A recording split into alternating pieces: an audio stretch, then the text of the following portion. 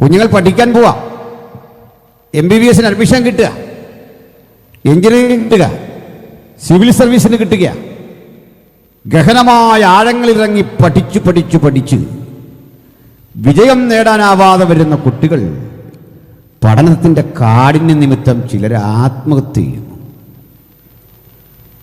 മറുഭാഗത്ത് പഠിക്കാൻ നിർവാഹമില്ലാത്ത, ശേഷിയില്ലാത്ത കുട്ടികളെ നിങ്ങൾക്ക് നല്ല ബുദ്ധി തരുന്ന, നിങ്ങളുടെ ഓർമ്മകളെ ഉദ്ദീപിപ്പിക്കുന്ന ചില മരുന്നുകൾ ഞാൻ തരാം.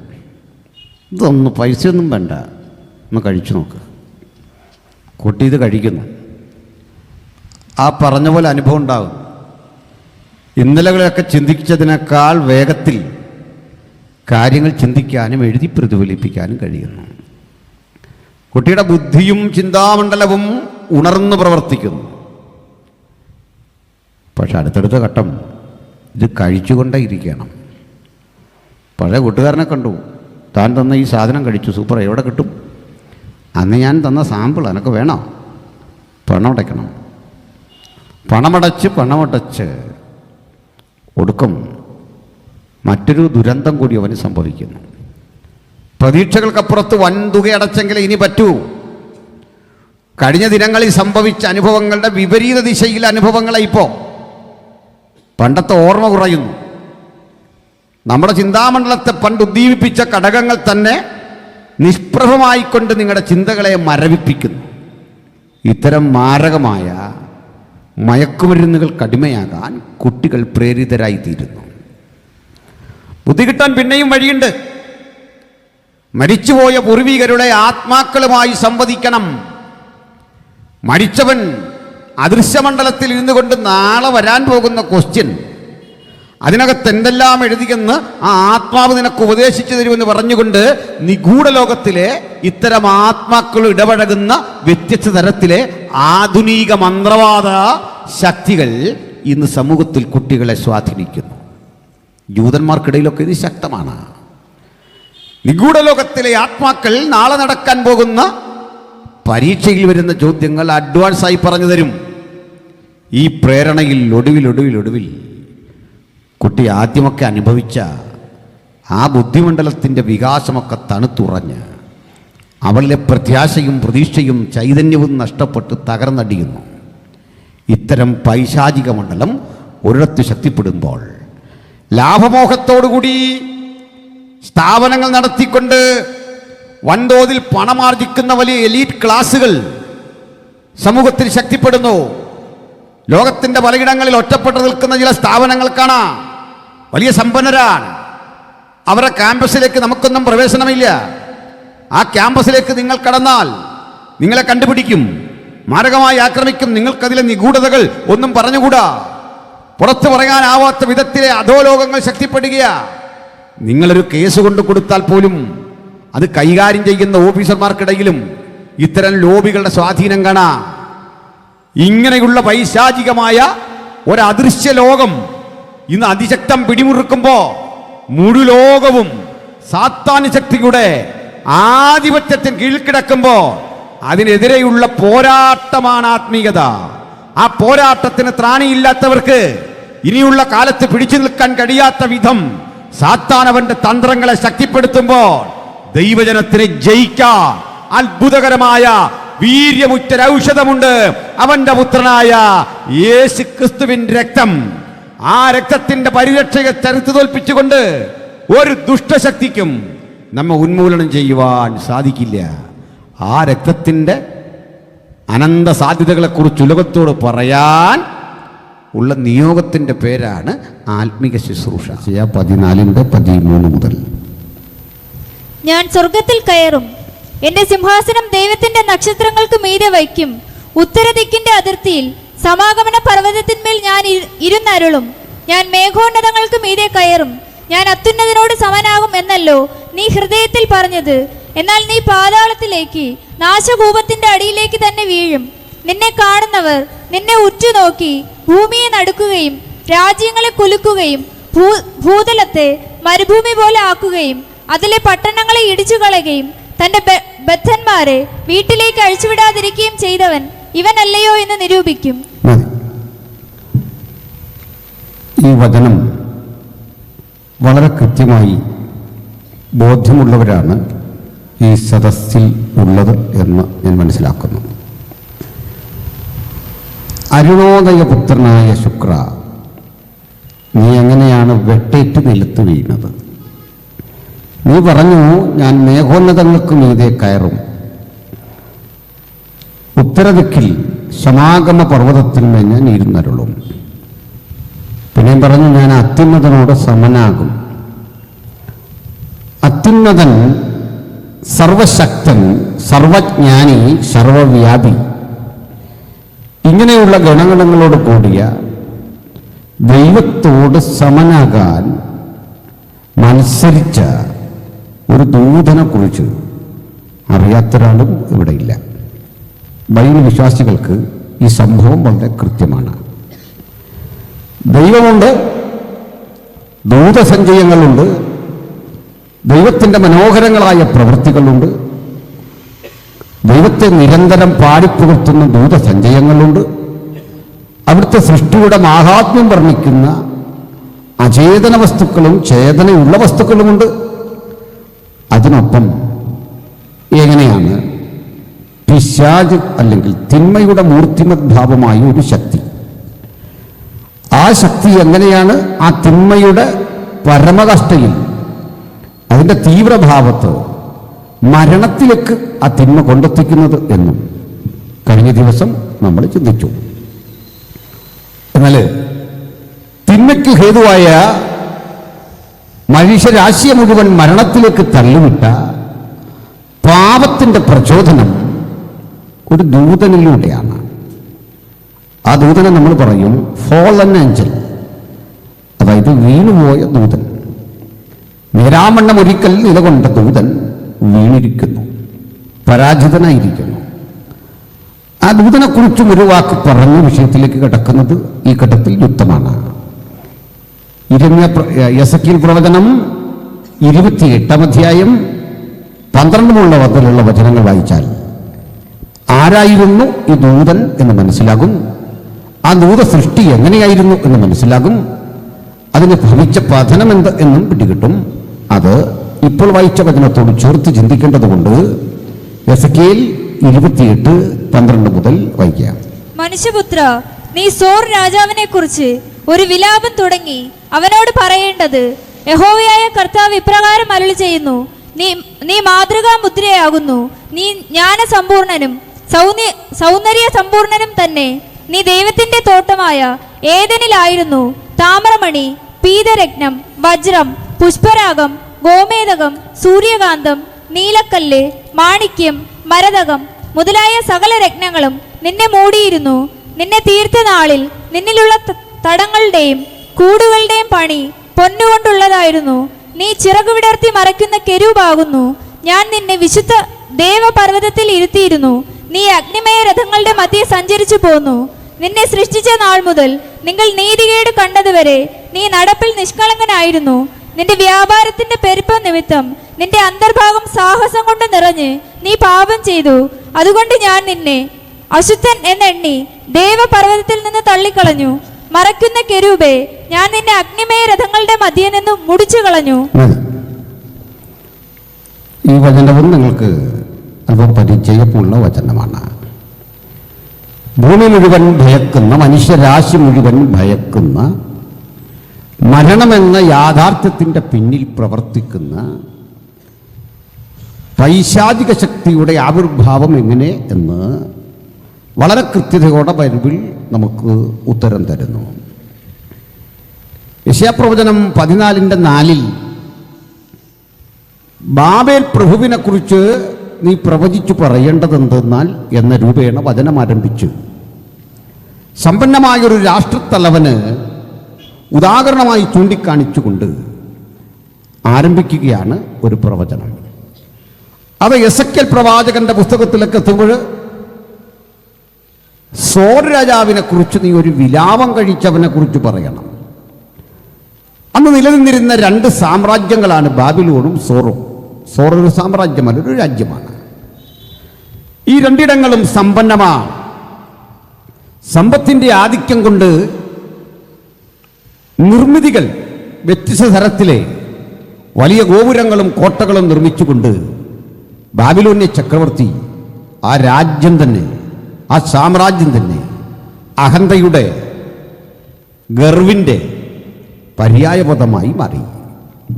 അഹന്തമുറ്റിയ ആ സാമ്രാജ്യാധിപതിയെ ചൂണ്ടിക്കാട്ടി പിറകെയാ, നിങ്ങൾ സാത്താനെ കണ്ടിട്ടില്ലെങ്കിൽ, അവനെക്കുറിച്ച് അറിയില്ലെങ്കിൽ ഈ ബാബിലോന്യ രാജാവിനെ നോക്കിയാൽ മതി.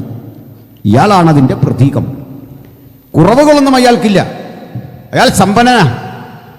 അയാൾ തൻ്റെ വാക്കുകളിലൊക്കെ ഗർവം പുലർത്തുന്നയാളാ. അദ്ദേഹം ഒരിക്കൽ പറഞ്ഞു, ഞാൻ മേഘോന്നതങ്ങൾക്കും മീതെ കയറും. അക്ഷരാർത്ഥമില്ല. ഞാൻ അത്യുന്നതനോട് സമനാക്കും.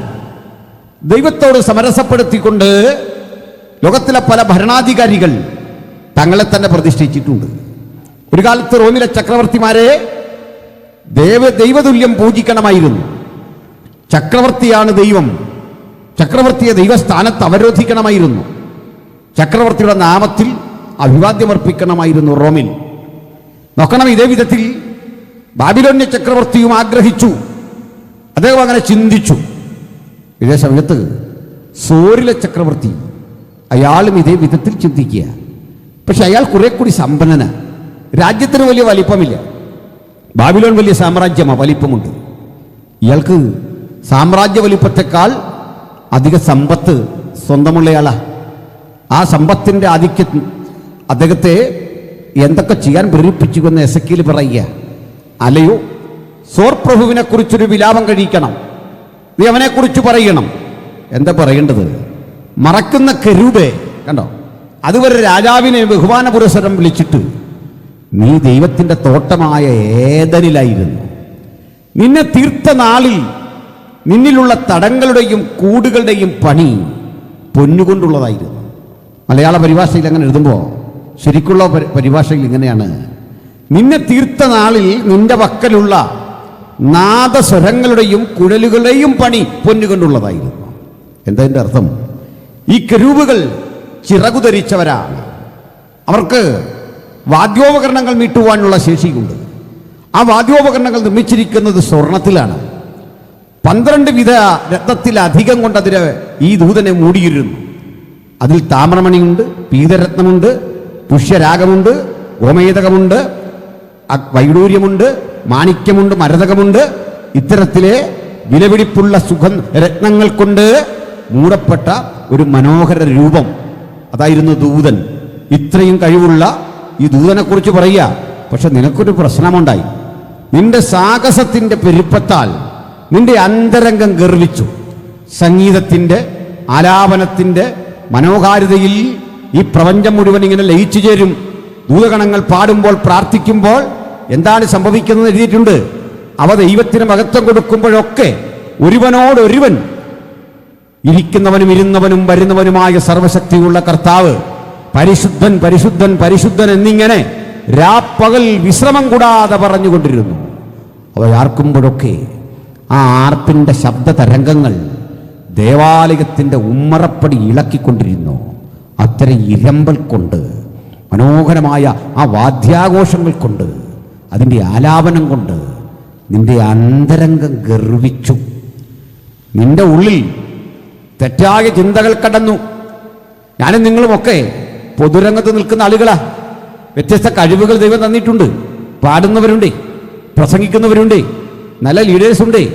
അന്തരംഗം സാഹസം കൊണ്ട് ഗർവിച്ചാൽ, ഞാൻ എന്തൊക്കെയോ ആയിപ്പോയി എന്ന് ധരിച്ചാൽ, ഒരു കാര്യം ഉറപ്പിക്കണം: ഒരു പതനം ഉറപ്പാണ്, ഒരു വീഴ്ച ഉറപ്പാണ്. ആ വീഴ്ചയ്ക്ക് മുമ്പ് ഉന്നത ഭാവം എന്ന് വചനം പറയുക. സമൂഹത്തിൻ്റെ എല്ലാം ഒരു പതനത്തിന്റെ കാരണം അതാ. നല്ല നിലയിൽ വരുന്ന പല മനുഷ്യരുണ്ട്. അല്പം കഴിഞ്ഞവർക്ക് അമാനുഷികരായി തോന്നും. ആ തോന്നൽ സ്വതസിദ്ധമല്ല, അത് പൈശാചികമാണ്. അങ്ങനെയെങ്കിൽ അത് കൊണ്ടെത്തിക്കുന്നത് നാശത്തിലേക്ക്, പരാജയത്തിലേക്ക്, മരണത്തിലേക്ക്. അതാണ് മരണത്തിന്റെ അധികാരി എന്ന് പറയുന്നത്. ഈ മരണാധികാരിയെ യെശയ്യാ വിളിച്ചു അരുണോദയ പുത്രനായ ശുക്ര. മലയാള പരിഭാഷ. എബ്രായ ഭാഷയിൽ കിടക്കുന്ന ലൂസിഫർ, ഈ പദവും നിങ്ങൾ കേട്ടിട്ടുണ്ട്. ഇന്ന് ഈ പദമൊക്കെ സർവ്വസാധാരണമാണ്. അങ്ങനെയൊക്കെ സിനിമകളൊക്കെ ഇറങ്ങുന്നതായിട്ടാണ് നമ്മൾ കാണുന്നത്. ലൂസിഫർ ബൈബിളിൽ മാത്രമാണ് കൃത്യമായി ലൂസിഫറിനെ പറ്റി പറയുന്നത്. അതിൻ്റെ അർത്ഥം പ്രകാശങ്ങളുടെ ദൂതൻ എന്നാണ്. സത്യം പറഞ്ഞാൽ വാസ്തവത്തിൽ അക്ഷരാർത്ഥത്തിലെ നല്ല പ്രകാശമല്ലത്. വെളിച്ചമുണ്ടെന്ന് തോന്നിക്കും, യഥാർത്ഥ വെളിച്ചമല്ല. ആ വെളിച്ചത്തെക്കുറിച്ചുള്ള മനുഷ്യന്റെ തെറ്റിദ്ധാരണ നിമിത്തം കൃത്രിമമായ അത്തരം വെളിച്ചത്തിന്റെ അപ്രസക്തിയെ ചൂണ്ടിക്കാണിച്ചുകൊണ്ട് യോഹന്നാൻ പറയുന്നത് സത്യവെളിച്ചം ലോകത്തിലേക്ക് വന്നുകൊണ്ടിരുന്നു. അത് ക്രിസ്തുവായിരുന്നു. സത്യവെളിച്ചമായ ക്രിസ്തുവും വെളിച്ചം പോലെ തോന്നലുണ്ടാക്കുന്ന പിശാചും രണ്ട് ധ്രുവങ്ങളിൽ നിൽക്കുന്ന വൈരുദ്ധ്യങ്ങളുടെ ശക്തിയാണെങ്കിൽ ഇതാ ആ ശക്തിയെ, അതിൻ്റെ ഉത്ഭവത്തെ നമുക്കൊന്നുകൂടി ഒന്ന് അടുത്ത് പരിചയപ്പെടണം. അടുത്ത് പരിചയപ്പെട്ടെങ്കിലേ ഈ വചനത്തിൻ്റെ ആഴം ഒന്ന് ഗ്രഹിക്കാൻ പറ്റൂ. ശ്രദ്ധയോടിരിക്കണം. വീണ്ടും യെശയ്യാ 14:13 മുതൽ ഒന്ന് വായിച്ചോളൂ. ഞാൻ സ്വർഗത്തിൽ കയറും, എന്റെ സിംഹാസനം ദൈവത്തിന്റെ നക്ഷത്രങ്ങൾക്ക് മീതെ വയ്ക്കും. 13 മുതൽ വായിച്ചട്ടെ. 11 മുതൽ. നിന്റെ ആഡംബരവും വാദ്യഘോഷവും പാതാളത്തിലേക്ക് ഇറങ്ങിപ്പോയി. നിന്റെ കീഴെ പുഴുക്കളെ വിരിച്ചിരിക്കുന്നു, കൃമികൾ നിനക്ക് പുതപ്പായിരിക്കുന്നു. അരുണോദയ പുത്രനായ ശുക്ര, ഓ മോർണിംഗ് സ്റ്റാർ അല്ലെങ്കിൽ ലൂസിഫർ, നീ എങ്ങനെ ആകാശത്ത് നിന്ന് വീണു? ഇതിന്റെ ദർശനം കണ്ട പ്രവാചകൻ ചോദിക്കുക, നീ എങ്ങനെ ആകാശത്തു നിന്ന് വീണു? നീ വലിയൊരു വ്യക്തിയായിരുന്നു, നിനക്കെങ്ങനെയാണ് ഈ പതനം സംഭവിച്ചത്? ജാതികളെ താഴ്ത്തിക്കളഞ്ഞവനെ, നീ എങ്ങനെ വെട്ടേറ്റ് നിലത്ത് വീണു? നിനക്കെന്താ സംഭവിച്ചത്? എന്ത് പരാജയമാണ് ഭവിച്ചത്? പിന്നെ ഞാൻ സ്വർഗത്തിൽ കയറും. എന്തായിരുന്നു ഇവൻ പറഞ്ഞെന്നറിയണ്ടേ? ഞാൻ ഇവിടെ കൊണ്ട് നിൽക്കില്ല, സ്വർഗത്തിൽ കയറും. പിന്നെ എന്റെ സിംഹാസനം ദൈവത്തിന്റെ നക്ഷത്രങ്ങൾക്ക് മീതെ വയ്ക്കും. എന്റെ സിംഹാസനം ദൈവത്തിന്റെ നക്ഷത്രങ്ങൾക്ക് മീതെ വെക്കും. പിന്നെ ഉത്തരദിക്കിന്റെ അതിർത്തിയിൽ സമാഗമന പർവ്വതത്തിന്മേൽ ഞാൻ ഇരുന്നരുളും. ഉത്തരദിക്കിന്റെ അതിർത്തിയിൽ സമാഗമ പർവ്വതത്തിൽ ഞാൻ ഇരുന്നരുളും. പിന്നെ ഞാൻ മേഘോന്നതങ്ങൾക്ക് മീതെ കയറും. അവിടെ കൊണ്ടും തീർന്നില്ല, ഞാൻ ദൈവം ഇരിക്കുന്നതിന് മീതെ കയറും, മേഘോന്നതങ്ങൾക്ക് മീതെ കയറും. പിന്നെ ഞാൻ അത്യുന്നതനോട് സമനാകും. അവസാനം പറഞ്ഞു, ഞാനും ദൈവവും തുല്യരാകും. ഇതൊക്കെയാ. ഇത്ര അറിയാത്ത ആരെങ്കിലും ഉണ്ടോ? എല്ലാവർക്കും അറിയാം. ദൈവാസന്മാരും ഇത് പ്രസംഗിക്കുന്നവരാണ്. എന്നാൽ ഇവിടെ മുതൽ നമ്മളൊന്ന് കലഹിക്കാൻ പോവാണ്. ആ മോള് വായിച്ച വചനം നിങ്ങൾ കേട്ടു. നീ വെട്ടേറ്റ് നിലത്ത് വീണു. എന്നിട്ട് ഇയാൾ വീണെങ്കിൽ പിന്നെ നമ്മൾ എന്തിനാണ് ഈ വിഷമിക്കുന്ന? ആർക്കെതിരെയായി പ്രാർത്ഥിക്കുന്നത്? ഇയാൾ വെട്ടുകൊണ്ടില്ലേ? വെട്ടി മുറിവേറ്റി വീണവന് ഇനി എന്ത് ചെയ്യാൻ പറ്റും? ഇപ്പം നമ്മൾ പ്രാർത്ഥിച്ചത്, ശാസിച്ചത്, ഭൂതങ്ങളെ പുറത്താക്കിയതൊക്കെ ആയിട്ട് കണ്ടു. ഇവനെ വെട്ടിക്കളഞ്ഞെങ്കിൽ പിന്നെ ആരെയാ ശാസിച്ചേ? തീർന്നില്ല, അവിടെ വീണ്ടും കിടക്കുന്നു. നിന്നെ കണ്ടിട്ട് എന്ന് പറയും, ഭൂമിയും അതിലെ ജാതികളെയുമൊക്കെ നീ താഴ്ത്തിക്കളഞ്ഞു. അപ്പോൾ അടുത്ത ചോദ്യം, ഇയാൾ ഏത് ജാതിയാണ് താഴ്ത്തിയേ?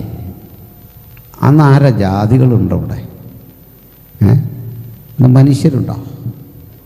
പിന്നെയും പറയാം, ഭൂമിയും അതിലെ പട്ടണങ്ങളും നീ ഇടിച്ചു.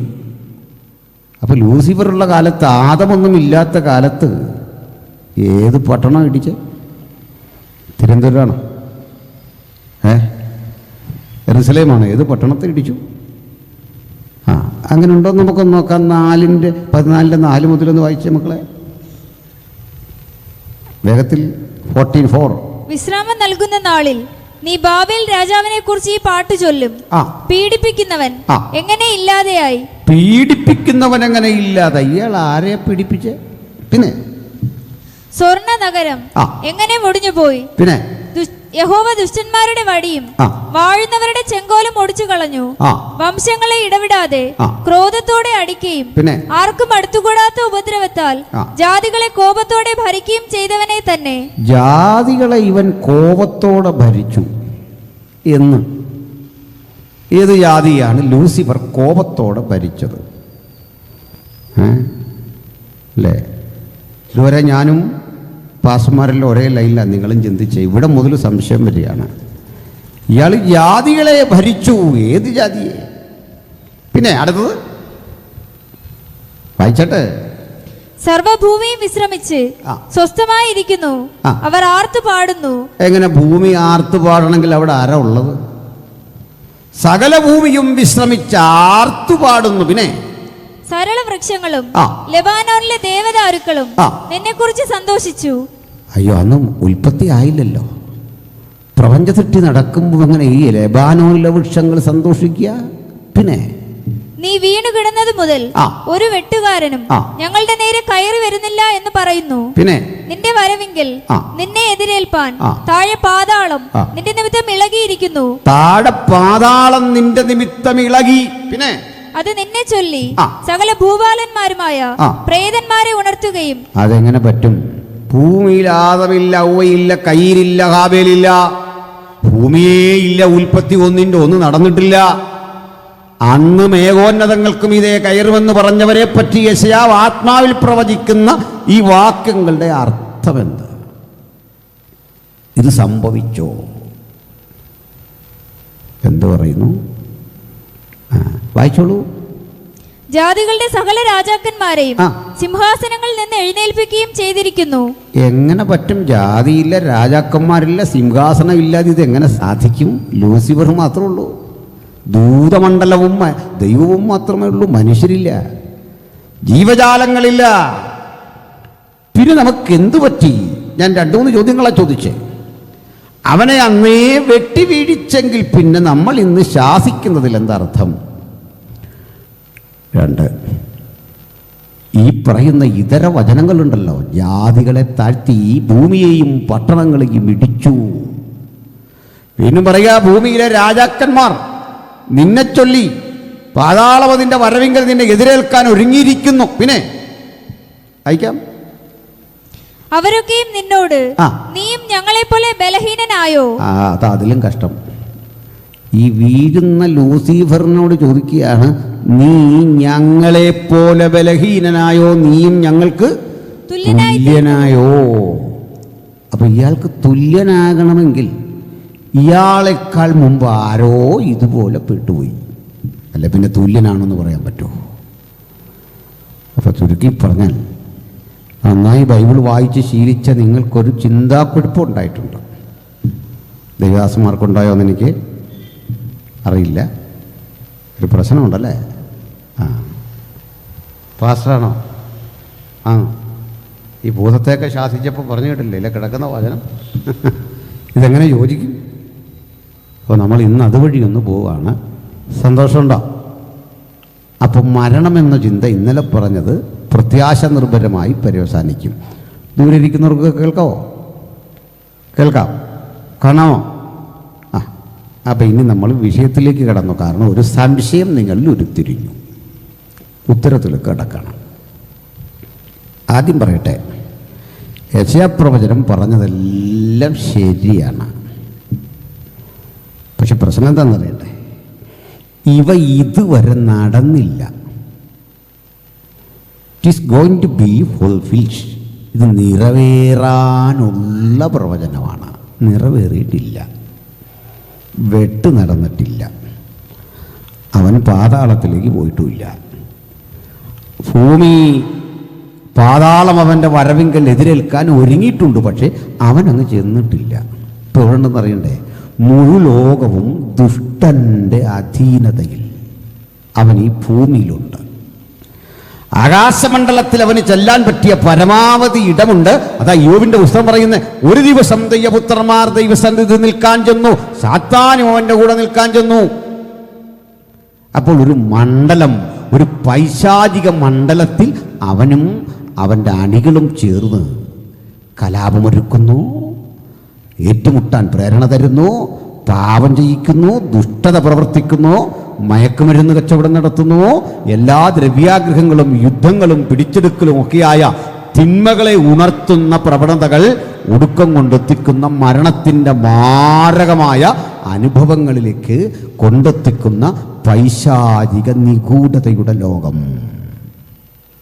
ഇന്നേ കുഞ്ഞുങ്ങൾ പഠിക്കാൻ പോവാ, MBBS അഡ്മിഷൻ കിട്ടുക, എഞ്ചിനീയറിംഗ് കിട്ടുക, സിവിൽ സർവീസിന് കിട്ടുക, ഗഹനമായ ആഴങ്ങളിലിറങ്ങി പഠിച്ച് വിജയം നേടാനാവാതെ വരുന്ന കുട്ടികൾ പഠനത്തിൻ്റെ കാഠിന്യ നിമിത്തം ചിലർ ആത്മഹത്യ ചെയ്യുന്നു. മറുഭാഗത്ത് പഠിക്കാൻ നിർവാഹമില്ലാത്ത, ശേഷിയില്ലാത്ത കുട്ടികളെ നിങ്ങൾക്ക് നല്ല ബുദ്ധി തരുന്ന, നിങ്ങളുടെ ഓർമ്മകളെ ഉദ്ദീപിപ്പിക്കുന്ന ചില മരുന്നുകൾ ഞാൻ തരാം. ഇതൊന്നും പൈസയൊന്നും വേണ്ട, ഒന്ന് കഴിച്ചു നോക്ക്. കുട്ടി ഇത് കഴിക്കുന്നു, ആ പറഞ്ഞ പോലെ അനുഭവം ഉണ്ടാകും. ഇന്നലകളെയൊക്കെ ചിന്തിച്ചതിനേക്കാൾ വേഗത്തിൽ കാര്യങ്ങൾ ചിന്തിക്കാനും എഴുതി പ്രതിഫലിപ്പിക്കാനും കഴിയുന്നു. കുട്ടിയുടെ ബുദ്ധിയും ചിന്താമണ്ഡലവും ഉണർന്നു പ്രവർത്തിക്കുന്നു. പക്ഷെ അടുത്തടുത്ത ഘട്ടം ഇത് കഴിച്ചുകൊണ്ടേ ഇരിക്കണം. പഴയ കൂട്ടുകാരനെ കണ്ടു, താൻ തന്ന ഈ സാധനം കഴിച്ചു, സൂപ്പർ, എവിടെ കിട്ടും? അന്ന് ഞാൻ തന്ന സാമ്പിൾ എനക്ക് വേണോ? പണമടയ്ക്കണം. പണമടച്ച് ഒടുക്കം മറ്റൊരു ദുരന്തം കൂടി അവന് സംഭവിക്കുന്നു. പ്രതീക്ഷകൾക്കപ്പുറത്ത് വൻതുക അടച്ചെങ്കിലേ ഇനി പറ്റൂ. കഴിഞ്ഞ ദിനങ്ങളിൽ സംഭവിച്ച അനുഭവങ്ങളുടെ വിപരീത ദിശയിലെ അനുഭവങ്ങളെ ഇപ്പോൾ പണ്ടത്തെ ഓർമ്മ കുറയുന്നു. നമ്മുടെ ചിന്താമണ്ഡലത്തെ പണ്ട് ഉദ്ദീപിപ്പിച്ച ഘടകങ്ങൾ തന്നെ നിഷ്പ്രഭമായിക്കൊണ്ട് നിങ്ങളുടെ ചിന്തകളെ മരവിപ്പിക്കുന്നു. ഇത്തരം മാരകമായ മയക്കുമരുന്നുകൾക്ക് അടിമയാകാൻ കുട്ടികൾ പ്രേരിതരായിത്തീരുന്നു. ബുദ്ധി കിട്ടാൻ പിന്നെയും വഴിയുണ്ട്. മരിച്ചുപോയ പൂർവികരുടെ ആത്മാക്കളുമായി സംവദിക്കണം. മരിച്ചവൻ അദൃശ്യമണ്ഡലത്തിൽ ഇരുന്നു കൊണ്ട് നാളെ വരാൻ പോകുന്ന ക്വസ്റ്റ്യൻ, അതിനകത്ത് എന്തെല്ലാം എഴുതിയെന്ന് ആ ആത്മാവ് നിനക്ക് ഉപദേശിച്ചു തരുമെന്ന് പറഞ്ഞുകൊണ്ട് നിഗൂഢ ലോകത്തിലെ ഇത്തരം ആത്മാക്കൾ ഇടപഴകുന്ന വ്യത്യസ്ത തരത്തിലെ ആധുനിക മന്ത്രവാദ ശക്തികൾ ഇന്ന് സമൂഹത്തിൽ കുട്ടികളെ സ്വാധീനിക്കുന്നു. ജൂതന്മാർക്കിടയിലൊക്കെ ഇത് ശക്തമാണ്. നിഗൂഢ ലോകത്തിലെ ആത്മാക്കൾ നാളെ നടക്കാൻ പോകുന്ന പരീക്ഷയിൽ വരുന്ന ചോദ്യങ്ങൾ അഡ്വാൻസായി പറഞ്ഞു തരും. ഈ പ്രേരണയിൽ ഒടുവിൽ കുട്ടി ആദ്യമൊക്കെ അനുഭവിച്ച ആ ബുദ്ധിമണ്ഡലത്തിൻ്റെ വികാസമൊക്കെ തണുത്തുറഞ്ഞ് അവളിലെ പ്രത്യാശയും പ്രതീക്ഷയും ചൈതന്യവും നഷ്ടപ്പെട്ട് തകർന്നടിയുന്നു.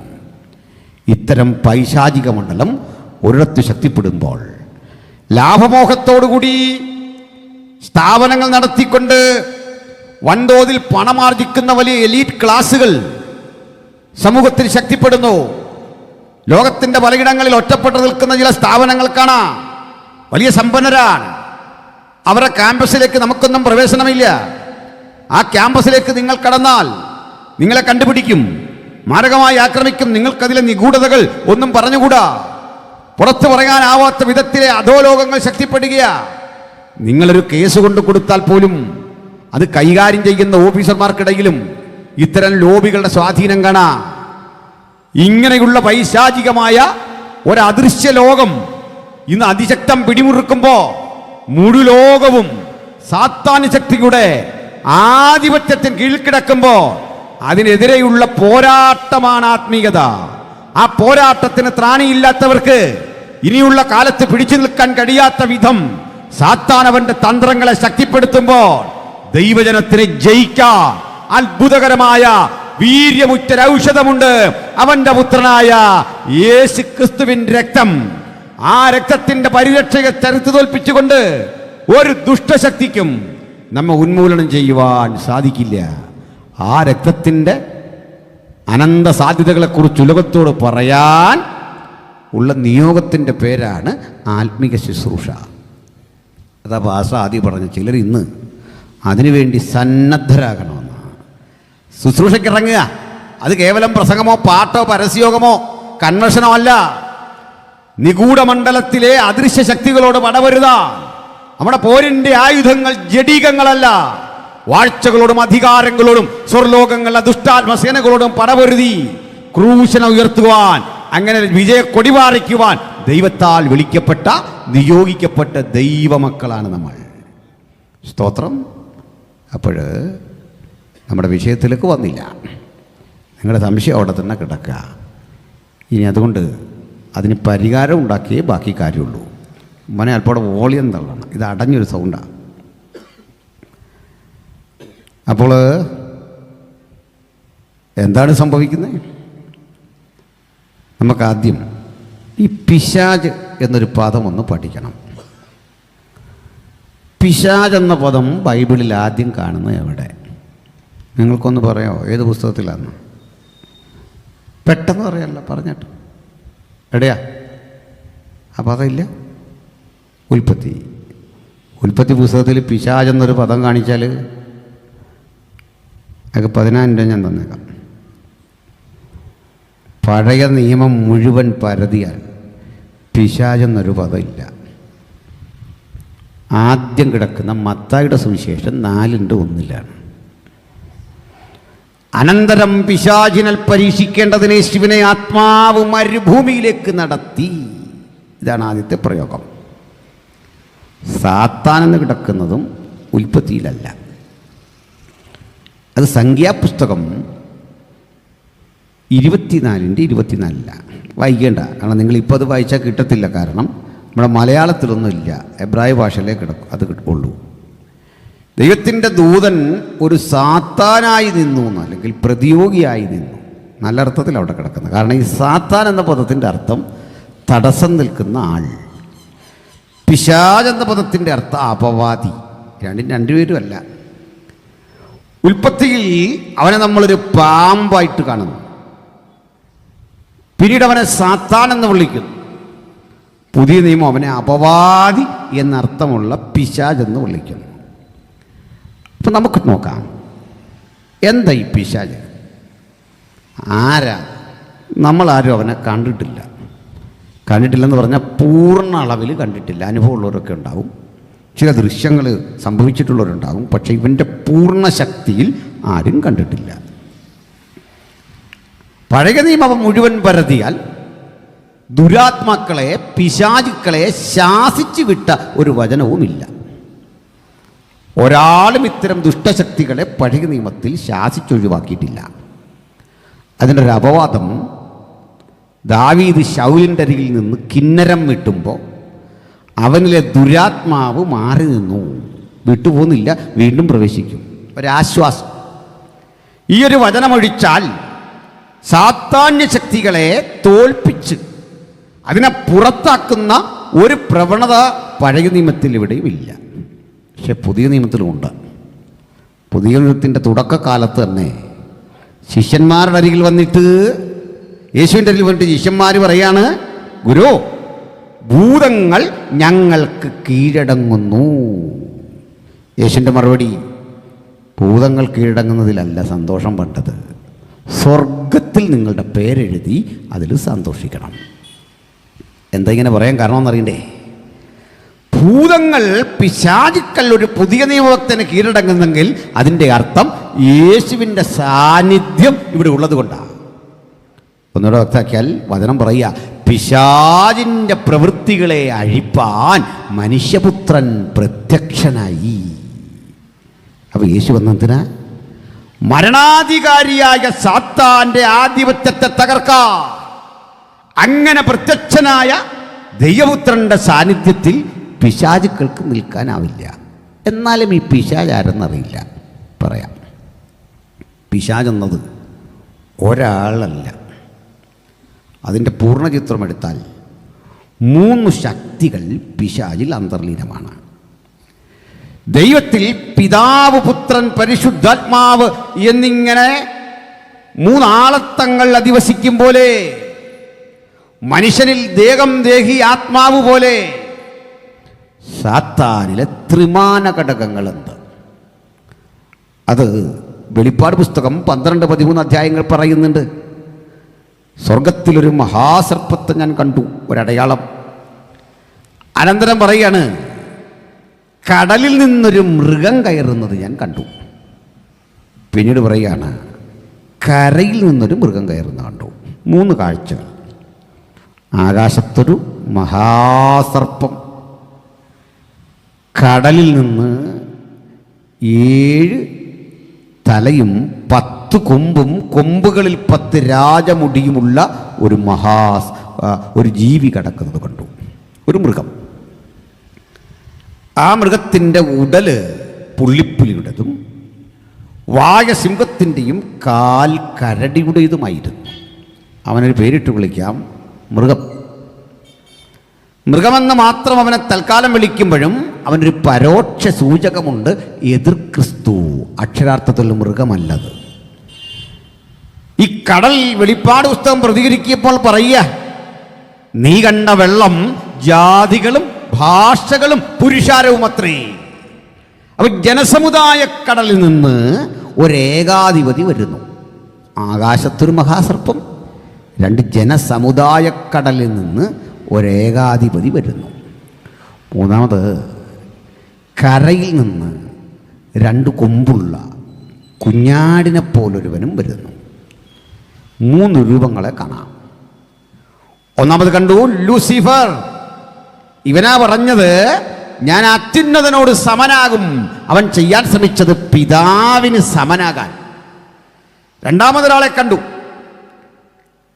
കരയിൽ നിന്ന് വന്ന കുഞ്ഞാടിനെ പോലെ കൊമ്പുള്ളവൻ സാക്ഷാൽ യേശുക്രിസ്തുവിനെ അനുകരിക്കാൻ ശ്രമിച്ചു.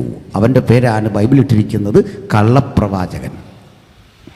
3 എതിർക്രിസ്തു. എതിർക്രിസ്തു ക്രിസ്തുവിനെ അനുകരിക്കുമ്പോൾ കുഞ്ഞാടിനുള്ള പോലെ 2 കണ്ണുള്ളവൻ പരിശുദ്ധാത്മാവിനെ അനുകരിക്കുമ്പോൾ ദൈവത്തിന് തുല്യനാകാൻ ശ്രമിച്ച ആ ശക്തിയുടെ 3 രൂപങ്ങളും വെളിപ്പാട് 12 ഞാനത് വ്യക്തമാക്കി തരാം. നിങ്ങൾ ചിലർക്ക് മനസ്സിലാവുന്നില്ലെന്ന് എനിക്കറിയാം. ശ്രദ്ധയോടിരുന്ന പിടി കിട്ടും, എല്ലാവർക്കും മനസ്സിലാവും. വെളിപ്പാട് 12 ആകാശത്തിനടയാളം കാണായി ഒരു മഹാസർപ്പം ഒരു സ്ത്രീയെ വിഴുങ്ങാൻ ശ്രമിക്കുന്നു. കുഞ്ഞിനെ വിഴുങ്ങാൻ ശ്രമിക്കുന്നു. അതിനടയാളമാണ്. 13 അധ്യായത്തിലേക്ക് കിടക്കുമ്പോൾ കടലിൽ നിന്നൊരു മൃഗം പുറപ്പെട്ടു വരുന്നു. അവന് സിംഹത്തിൻ്റെ വായ്, കരടിയുടെ കാല്, അവന് പുള്ളിപ്പുലിയുടെ ഉടല്, ഒരു സമ്മിശ്ര രൂപം. നമുക്കറിയാം ലോകരാഷ്ട്രങ്ങളുടെയൊക്കെ ചിഹ്നങ്ങൾ പുള്ളിപ്പുലിയോ സിംഹമോ കരടിയോ ഒക്കെയാണ്. ഉദാഹരണം, ബ്രിട്ടൻ്റെ ചിഹ്നം എന്ന് പറയുന്നത് ഒരു സിംഹമാണ്. പുള്ളിപ്പുലി ചിഹ്നമായിട്ടുള്ള രാഷ്ട്രങ്ങളുണ്ട്. ഇനി കരടി ചിഹ്നമായിട്ടുള്ള രാഷ്ട്രമാണ് നമ്മുടെ റഷ്യ. വരാനിരിക്കുന്ന ലോക സമുദായത്തിൻ്റെ ഇടയിൽ നിന്ന് വ്യത്യസ്ത രാഷ്ട്രങ്ങൾ പിന്തുണച്ച് ഒരേകാധിപതി ഭരണത്തിലേക്ക് വരും. അവൻ 666 എന്ന മാന്ത്രിക സംഖ്യയിലൂടെ ഉലകത്തെ മുഴുവൻ കൺട്രോൾ ചെയ്യും. അവന് പിന്തുണ കൊടുത്തുകൊണ്ട് ഭൂമിയിൽ ഒരു മതശക്തി എഴുന്നേറ്റ് വരും. അവനെ വിളിച്ച പേരാണ് കള്ളപ്രവാചകൻ, ഫോൾസ് പ്രോഫറ്റ്. അവൻ പറയുന്നതൊക്കെ നന്മയായിരിക്കും, പക്ഷെ ഇവരെ 2 ഓപ്പറേറ്റ് ചെയ്യുന്ന സ്പിരിറ്റ്, ആത്മാവ് സ്വർഗത്തിൽ കണ്ട ലൂസിഫറിൻ്റെ ആയിരിക്കും. ഈ 3 ശക്തികളും ഒരുമിച്ച് ചേരുന്നതിൻ്റെ പേരാണ് സാത്താൻ. മരണം അവൻ്റെ സവിശേഷതയാണ്. ഇത്രയും നിങ്ങൾക്ക് മനസ്സിലായി. നീ ബാക്കി പറഞ്ഞൊക്കെ അങ്ങ് വിട്ടേക്ക്. നമുക്ക് ആ സംശയം ഉണ്ടായതൊക്കെ തൽക്കാലം മാറ്റിവെക്കുക, നമുക്ക് പിന്നെടുക്കാം. സന്തോഷമാണോ? ആ, അത്രയും അവിടെ നിൽക്കട്ടെ. ഇനി ചില വാക്യങ്ങൾ വായിച്ചു തരണം. വെളിപ്പാട് 6:1 വായിച്ചാട്ടെ. പെട്ടെന്ന് വായിക്കണം.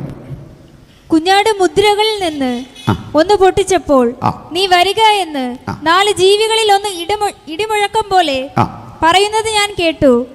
അപ്പോൾ ഞാൻ ഒരു വെള്ളക്കുതിരയെ കണ്ടു. അതിന്മേൽ ഇരിക്കുന്നവന്റെ കയ്യിൽ ഒരു വില്ലുണ്ട്. അവനൊരു കിരീടവും ലഭിച്ചു. അവൻ ജയിക്കുന്നവനായും ജയിപ്പാനായും പുറപ്പെട്ടു. അവൻ 2 മുദ്ര പൊട്ടിച്ചപ്പോൾ വരിക എന്ന് 2 ജീവി പറയുന്നത്. ഈ വായിക്കുന്നിടത്തെ 4 കുതിരകളെ പഠിക്കണം. ഒരു വെള്ളക്കുതിര, പിന്നെ 2 കണ്ടത് അപ്പോൾ ചുവന്നതായ മറ്റൊരു കുതിര, ഒരു ചുവന്ന കുതിര. ഇനി വായിച്ചോളൂ. അതിന്റെ പുറത്തിരിക്കുന്നവന് മനുഷ്യർ അന്യോന്യം കൊല്ലുവാൻ തക്കവണ്ണം ഭൂമിയിൽ നിന്ന് സമാധാനം എടുത്തു കളയേണ്ടതിന് അധികാരം ലഭിച്ചു. പിന്നെ ഒരു വലിയ വാളും അവന് കിട്ടി. പിന്നെ 3 മുദ്ര പൊട്ടിച്ചപ്പോൾ വരിക എന്ന് 3 ജീവി പറയുന്നത് ഞാൻ കേട്ടു. അപ്പോൾ ഞാൻ ഒരു കറുത്ത കുതിരയെ കണ്ടു. അതിന്മേൽ ഇരിക്കുന്നവൻ ഒരു തുലാസ് കയ്യിൽ പിടിച്ചിരുന്നു. ഒരു പണത്തിന് ഒരിടങ്ങഴി കോതമ്പ്, ഒരു പണത്തിന് 3 ഇടങ്ങഴി യവം.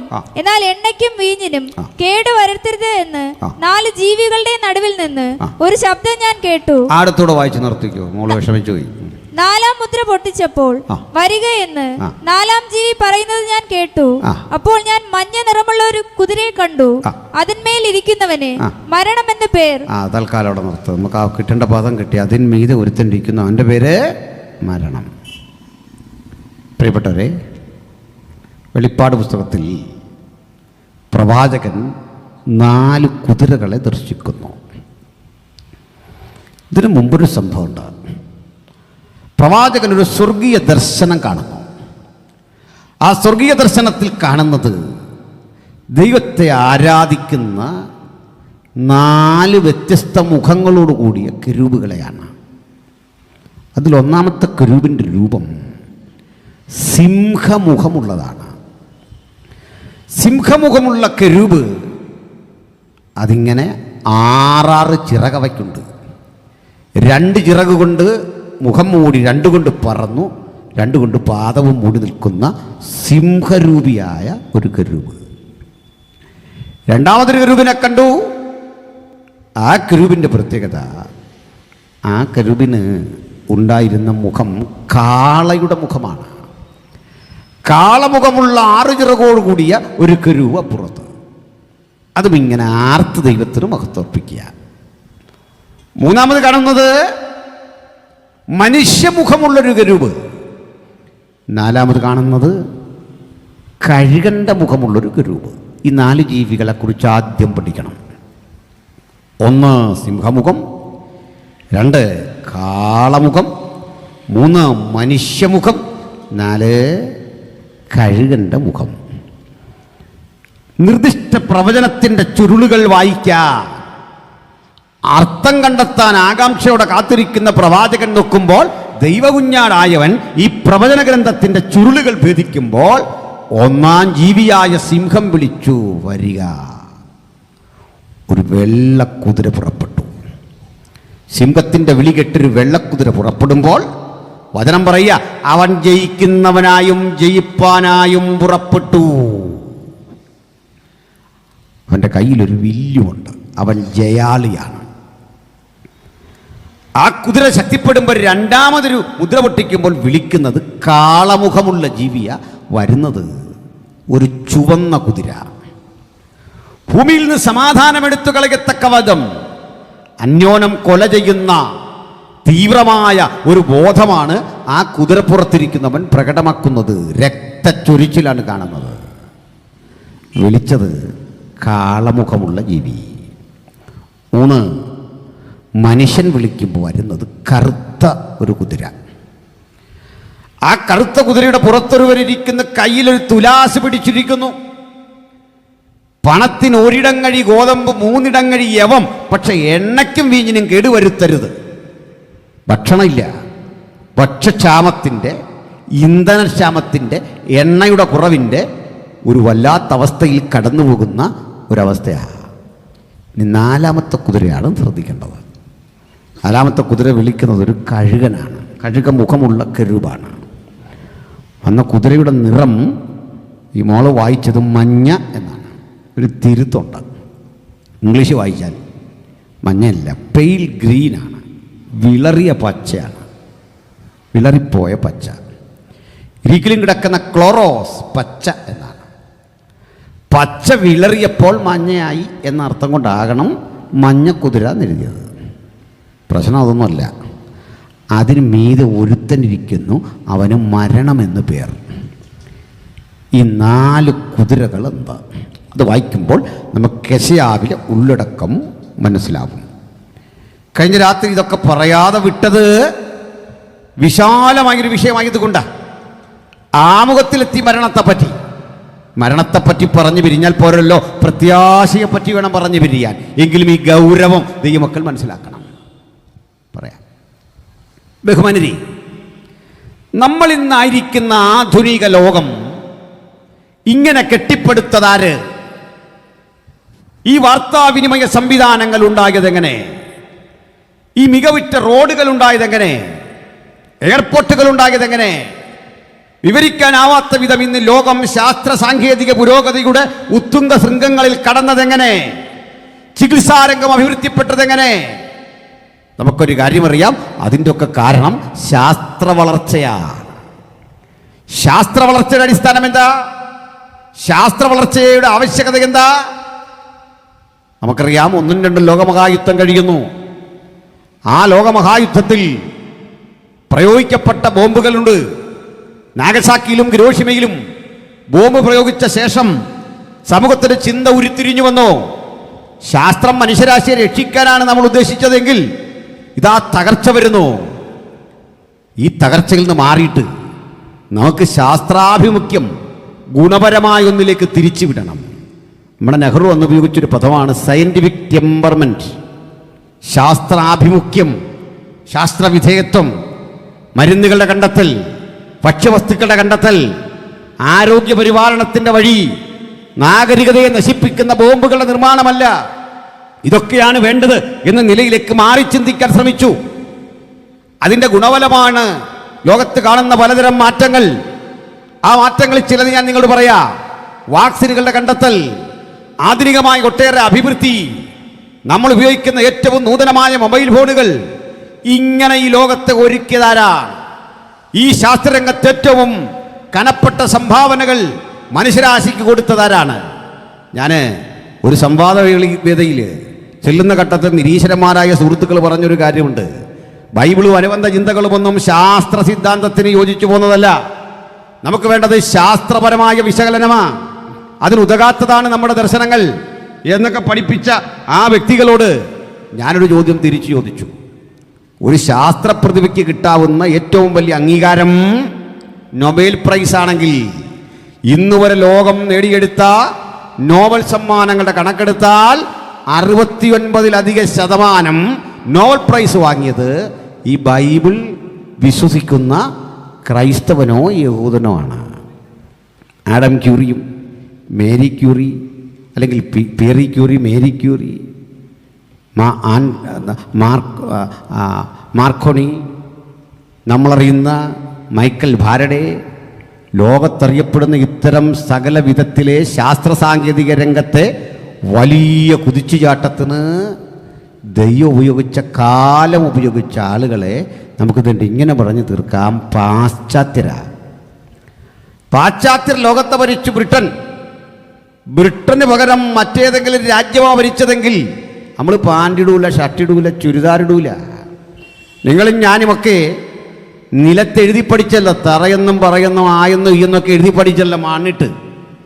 ഞാനും നിങ്ങളും എഴുതി പഠിക്കുന്നതിൻ്റെ 1000 വർഷങ്ങൾക്കപ്പുറത്ത് ഓക്സ്ഫോർഡ് യൂണിവേഴ്സിറ്റി ഉണ്ടായിരുന്നു, അവിടെ കേംബ്രിഡ്ജ് സർവകലാശാല ഉണ്ടായിരുന്നു. ഞാനും നിങ്ങളും കാളവണ്ടി കാണാൻ പോലും കഴിയാത്തൊരു കാലത്ത് ഭൂഗർഭ തുരങ്കമുണ്ടാക്കി അതിന് 300 കൊല്ലം മുമ്പ് ഇതുവഴി ട്രെയിൻ ഓടിച്ചു സായിപ്പ്. മനസ്സിലാകുന്നുണ്ടോ? അപ്പോൾ ഇത്തരം ആളുകൾ നമ്മുടെ രാജ്യത്തിലേക്കൊക്കെ പലതരം രാജ്യങ്ങൾ അവർ പിടിച്ചെടുത്തപ്പോൾ അവരുടെ സംസ്കാരം അവിടെ ഇട്ടിട്ട് പോയി. അതൊക്കെ മനുഷ്യൻ കുറേശ്ശെ എടുത്തു. ഇന്ന് അവരുടെ സംസ്കാരത്തെ കുറ്റം പറഞ്ഞുകൊണ്ട് വൈദേശിക സംസ്കാരം ഇന്ത്യയിൽ വന്നതാ, ഇന്ത്യയുടെ നാശമെന്നൊക്കെ പറയുന്നവരും ആ ചർച്ചയ്ക്കകത്തൊരു 100 ഇംഗ്ലീഷ് വാക്ക് ഉപയോഗിക്കും. ഇല്ലേ, രക്ഷയില്ല. ആശയം കൺവീൻ ചെയ്യാൻ പറ്റില്ല. അവരുടെ വസ്ത്രധാരണം പഠിക്കുക ആധുനികമാണ്. സൂട്ടും കോട്ടും ഒക്കെ ഇട്ടിരുന്നത് കൊണ്ടാണ് പാശ്ചാത്യരെ കുറ്റം പറയുന്നത്. ജൂതനെ കുറ്റം പറയുന്നവരെ, അവനെതിരെ കമൻ്റ് ഇടുന്നവരെ, അവൻ കണ്ടുപിടിച്ച മൊബൈലിൽ അവൻ്റെ ഫേസ്ബുക്കിലൂടെയാണ് അവനെതിരെ പറഞ്ഞുകൊണ്ടിരിക്കുന്നത്. എന്തിനാ ഈ പറഞ്ഞേ? ഈ ശാസ്ത്ര സാങ്കേതിക പുരോഗതിക്ക് നമ്മൾ കാണുന്ന ആധുനിക ലോകത്തെ നിർമ്മിച്ചെടുത്തവൻ്റെ പേരാണ് സായിപ്പ്, അല്ലെ ബ്രിട്ടൻ. ഈ ബ്രിട്ടൻ്റെ ചിഹ്നം എന്താണെന്ന് അറിയണ്ടേ? സിംഹം. നിങ്ങൾ ബൈബിളിൽ കണ്ടോ? സിംഹമുഖമുള്ളൊരു ജീവി വിളിച്ചപ്പോൾ വെള്ള നിറമുള്ളൊരു കുതിര വന്നു. അവൻ ജയിക്കുന്നവനായും ജയിപ്പാനായും പുറപ്പെട്ടു. അപ്പം നിങ്ങൾക്കൊരു സംശയം, ഈ ജീവി ഒരു സ്വർഗീയ കെരൂബല്ലേ? അതെങ്ങനെ ബ്രിട്ടനെക്കുറിച്ചുള്ളൊരു ചിന്തയെ പ്രതിനിധീകരിക്കും? പറയാം. പ്രിയരേ, ഭൂമിയിൽ നടക്കുന്ന ഏത് കാര്യത്തിലും അത്യുന്നതൻ്റെ കൺട്രോളുണ്ട്, സർവശക്തൻ്റെ നിയന്ത്രണമുണ്ട്. ബൈബിൾ പറയുന്നു, അത്യുന്നതൻ തനിക്ക് ഇഷ്ടമുള്ളവർക്ക് രാജ്യത്വം കൊടുക്കുന്നു. അപ്പം ദൈവം ഒരു കാലത്ത് ബ്രിട്ടനെ ഉപയോഗിച്ചു ലോകത്തെ മാറ്റാൻ. അവൻ ലോകത്തോട് പറഞ്ഞത് സമാധാനമാണ്. ലോകത്തിൽ അവൻ കൊടുത്തതൊക്കെ നന്മയാണ്. പക്ഷെ ആ കൂടെ തന്നെ അവൻ്റെ കയ്യിൽ ആയുധമുണ്ട്. ആ ബ്രിട്ടനിൽ നിന്ന് രൂപപ്പെട്ടതാണ് അമേരിക്ക. ആ ബ്രിട്ടനിൽ നിന്ന് രൂപപ്പെട്ടതാണ് ഓസ്ട്രേലിയ, ന്യൂസിലാൻഡുമൊക്കെ അങ്ങനെയാണ്. ചുരുക്കി പറഞ്ഞാൽ ലോകത്തിലെ ഒന്നാമത്തെ ശക്തി ബുദ്ധിശക്തിയാണെങ്കിലും ആയുധശക്തിയാണെങ്കിലും സാമ്പത്തിക ശക്തിയാണെങ്കിലും അത് ജൂത പാശ്ചാത്യ ശക്തികളുടെ സങ്കലനമാണ് ഒന്നാമത്തെ ശക്തി. ഇനിയാണ് അടുത്തത്. ഈ ശക്തി ലോകത്തെങ്ങനെ നവീകരിച്ച് നിൽക്കവേ അവരെ അമ്പരപ്പിച്ചുകൊണ്ടൊരു രണ്ടാം ശക്തി ലോകത്ത് വന്നു. ആ ശക്തിയാണ് ഒരു കാളമുഖമുള്ള ജീവി വിളിക്കുക, വരിക. കാള എന്തിൻ്റെ പ്രതീകമാണെന്നറിയോ? പണിയെടുക്കുന്നവൻ്റെ പ്രതീകം. വണ്ടി വലിക്കുക, നിലമൊഴുക, പണിയെടുക്കുന്ന ആളാണ്. വണ്ടി വലിക്കുക, കലപ്പ തോളിലെന്തിക്കൊണ്ടുപോവാ. കാള വിളിച്ചപ്പോൾ വന്നത് നല്ല ചുവപ്പ് നിറമുള്ളൊരു കുതിര. അതിന്മീതെ ഒരുത്തനിരിക്കുന്നു, കയ്യിലൊരു വലിയ വാള്. അവനെ അന്യോന്യം സമാധാനമെടുത്തു കളയത്തക്ക വണ്ണം ഒരധികാരം ലഭിച്ചു, വലിയ വാളും കിട്ടി. ഈ കാളയുടെ വിളിയാണ് കഴിഞ്ഞ നൂറ്റാണ്ടിൽ നമ്മൾ കേട്ടത് സർവ്വരാജ്യ തൊഴിലാളികളെ വരാൻ. അവൻ കൊണ്ടൊന്നാണ് ഈ ചുവന്ന കുതിര. ഒന്നാം ശക്തി പാശ്ചാത്യമെങ്കിൽ രണ്ടാം ശക്തി റഷ്യ പോലെയുള്ള ശക്തികളാണ്. ക്യാപിറ്റൽ കൺട്രീസാണ് ഒന്നാം ശക്തി എങ്കിൽ കമ്മ്യൂണിസ്റ്റ് രാഷ്ട്രങ്ങളാണ് രണ്ടാം ശക്തി. ഈ രണ്ട് ശക്തികൾ തമ്മിലുള്ള ഏറ്റുമുട്ടലിനാണ് 1945 ഫസ്റ്റ് വേൾഡ് വാർ അങ്ങോട്ട് കഴിഞ്ഞു. 90 വരെ ലോകം കണ്ടത് ഇവർ തമ്മിലുള്ള യുദ്ധമാണ്. റഷ്യ അമേരിക്ക ആയുധം കൊണ്ടൊന്നുമല്ല, ഒരു യുദ്ധമുണ്ടാകും എന്ന പ്രതീതി പരത്തിക്കൊണ്ട് അണ്വായുധ പരീക്ഷണം, ആയുധ പരീക്ഷണം, ബഹിരാകാശ യാത്രകൾ, ചന്ദ്രനിലേക്കുള്ള യാത്ര, ഇതൊക്കെ പരസ്പരം മത്സരിച്ച് ചെയ്യുമ്പോൾ അറിഞ്ഞോ അറിയാതെയോ നിങ്ങൾ ഇതിലെവിടെങ്കിലും കൂടിയേ പറ്റൂ. ഒരു ചേരിയിൽ പെടണം. നമ്മുടെ നെഹ്റു പറഞ്ഞു, ഞങ്ങൾ ഒരു ചേരിയിലും ഇല്ല എന്ന് പറഞ്ഞു. നമ്മളൊരു പ്രസ്ഥാനം തന്നെ ഉണ്ടാക്കി, ചേരി ചേരാ നയം, ഒരു പോളിസി ഉണ്ടാക്കി. ഇങ്ങനെ ചേരിയല്ലെന്നൊക്കെ പറഞ്ഞെങ്കിലും നെഹ്റു ചേരി ചേർന്നത് രഹസ്യത്തിൽ റഷ്യയുടെ കൂടെയാണ്. എങ്ങനെയാണ്? ഈ രണ്ട് ശക്തികൾ നമ്മുടെ കൺമുമ്പിൽ നിന്നിട്ടൊരു കാഴ്ച കണ്ടു. കഴിഞ്ഞ നൂറ്റാണ്ടിൻ്റെ ഒടുവിൽ 1990കളിൽ ലോകമൊരു കേൾവി കേട്ടു. കമ്മ്യൂണിസ്റ്റ് രാഷ്ട്രങ്ങൾക്ക് സംഭവിച്ച പതനം, റഷ്യക്ക് സംഭവിച്ച പതനം. ഗ്ലാസ്തനസ്തും പെരിസ്ട്രോയ്ക്കയും പോലെയുള്ള ഗോർബച്ചേവിനെ പോലെയുള്ള നവീന ചിന്തകന്മാരുടെ പരിഷ്കരണം പാളി. രാഷ്ട്രം തകർന്നു. രാഷ്ട്രങ്ങളുടെ അംഗങ്ങളായിരുന്ന സ്റ്റേറ്റുകൾ വിട്ടുപോയി. ആ വിട്ടുപോയുള്ള സ്റ്റേറ്റാ ഉക്രൈൻ. ആ ഉക്രൈൻ പണ്ട് റഷ്യയുടെ ഭാഗമാ. ആ ഉക്രൈൻ ഇന്ന് പതുക്കെ പാശ്ചാത്യ രാജ്യങ്ങൾ അടുക്കുക. ആ അടുക്കുന്നതിലുള്ള പ്രയാസം കൊണ്ട് അവർ തമ്മിലുള്ള യുദ്ധമാ നമ്മൾ കണ്ടുകൊണ്ടിരിക്കുന്നത്. ചുരുക്കി പറഞ്ഞാൽ റഷ്യ തകർന്നപ്പോൾ പിന്നെ ലോകത്തൊരു ശക്തി ഉണ്ടായുള്ളൂ, അമേരിക്ക. അമേരിക്ക ഒരു ശക്തിയായി നിൽക്കവേ നമ്മളോർത്ത് ഇവരായിന് ഏകാധിപതി. പക്ഷെ 2000 ആണ്ട് തുടങ്ങുന്നത് അമേരിക്കയുടെ പതനത്തോടാണ്. അതിശക്തമായ സാമ്പത്തിക ഞെരുക്കം അമേരിക്കയെ പിടികൂടിയിട്ട് അമേരിക്കയുടെ ആ മേധാശക്തി തകർന്നു. തൊട്ടു പിന്നെ ചൈന വന്ന് നിൽക്കുക. വലിയ പുരോഗതിയിലേക്ക് ഇത് വന്നുകൊണ്ടിരിക്കുക. ചുരുക്കി പറഞ്ഞാൽ ആ രാഷ്ട്രവും തകർന്നു എന്ന് പറയുമ്പോഴും ഇവർ തന്നെയാണ് അല്പം തകർച്ച നേരിട്ടെങ്കിലും ലോകത്തിലെ വൻകിട ശക്തികൾ. പക്ഷേ ഇതിനിടയിൽ ഒരു കാര്യം പഠിക്കണം. ഒന്നാം ലോകത്തിൻ്റെ നിറം വെളുപ്പായിരുന്നു. രണ്ടാം ലോകത്തിൻ്റെ നിറം ചുവപ്പ. മംഗോളിയൻ്റെ മുടി പോലും ചുവപ്പ്, അവൻ്റെ കൊടി ചുവപ്പ്, സംസ്കാരം ചുവപ്പ്. പാശ്ചാത്യൻ്റെ മുടി വെളുപ്പ്, അവൻ്റെ സംസ്കാരം വെളുപ്പ്. അങ്ങനെ ചുവപ്പും വെളുപ്പും തമ്മിലുള്ള ആ ശീതസമരം നടക്കുമ്പോൾ അതിൻ്റെ ഇടയിൽ കൂടി മൂന്നാംകിട ലോകത്തിലെ ആളുകൾ ശക്തിപ്പെട്ടു വന്നു. പട്ടിണി രാജ്യങ്ങളാണ്, ഇല്ലായ്മക്കാരൻ്റെ രാജ്യങ്ങളാണ്. ആ രാജ്യങ്ങളുടെ പ്രശ്നം ഇന്ധനമില്ല, ഇറക്കുമതി ചെയ്യണം. ജനസംഖ്യ കൂടുതലാ, അതുകൊണ്ട് ഭക്ഷ്യക്ഷാമം. ആ രാജ്യങ്ങളിൽ മരുന്നും വാക്സിനുകളുമൊക്കെ കുറവാ. ആ മൂന്നാം ലോക രാജ്യങ്ങളുടെ പ്രശ്നം മനുഷ്യാവകാശമാ. മനുഷ്യമുഖമുള്ള ഒരു ജീവി വിളിച്ചപ്പോൾ, ഈ മുദ്ര പൊട്ടിയപ്പോൾ മനുഷ്യമുഖമുള്ള ജീവി വിളിച്ചപ്പോൾ വരുന്നു ഒരു കറുത്ത കുതിര. ആഫ്രിക്ക, എത്യോപ്യ, ലാറ്റിൻ അമേരിക്കയിലെ വിവിധ രാജ്യങ്ങൾ, ഇന്ത്യയും ശ്രീലങ്കയും പാകിസ്ഥാനും പോലെയുള്ള രാജ്യങ്ങൾ, ഇവയെല്ലാം മൂന്നാം ലോക രാജ്യങ്ങളാ. ആ മൂന്നാം ലോക രാജ്യങ്ങൾ പട്ടിണി രാജ്യങ്ങളാ. ആ രാജ്യങ്ങളിലെ ഏറ്റവും വലിയ പ്രതിസന്ധി ഇന്ധനമില്ല. ആ കുതിരപ്പുറത്തിരിക്കുന്നവൻ കയ്യിലൊരു തുലാസ് പിടിച്ചിരിക്കുന്നു. അങ്ങനെയുള്ളവൻ എണ്ണയ്ക്കും വീഞ്ഞിനും കേടുവരുത്തുന്ന ഒരു ശബ്ദം കേൾക്കുന്നു. പണത്തിന് ഒരിടങ്ങഴി ഗോതമ്പ്, മൂന്നിടങ്ങഴി യവം, അതായത് ആവശ്യത്തിന് മാത്രം ഭക്ഷ്യവസ്തുക്കൾ എന്ന നിലയിലേക്ക് എത്തുന്നു. പ്രിയപ്പെട്ടവരെ, നമ്മുടെ രാജ്യമൊക്കെ അടുത്ത കാലത്ത് കിട്ടും അതിദരിദ്രരില്ലാത്ത നാട്, നല്ലത്. പക്ഷെ കാലം ഇത്രയും പുരോഗമിച്ചിട്ട് ലോകം എവിടെ വരെ ചെന്നിട്ടും ദാരിദ്ര്യം തുടച്ചു നീക്കാനുള്ള ആ വഴിയിലൂടെ സഞ്ചരിക്കേണ്ടി വരുന്ന ഇന്ത്യ പോലെയുള്ള രാജ്യങ്ങൾ.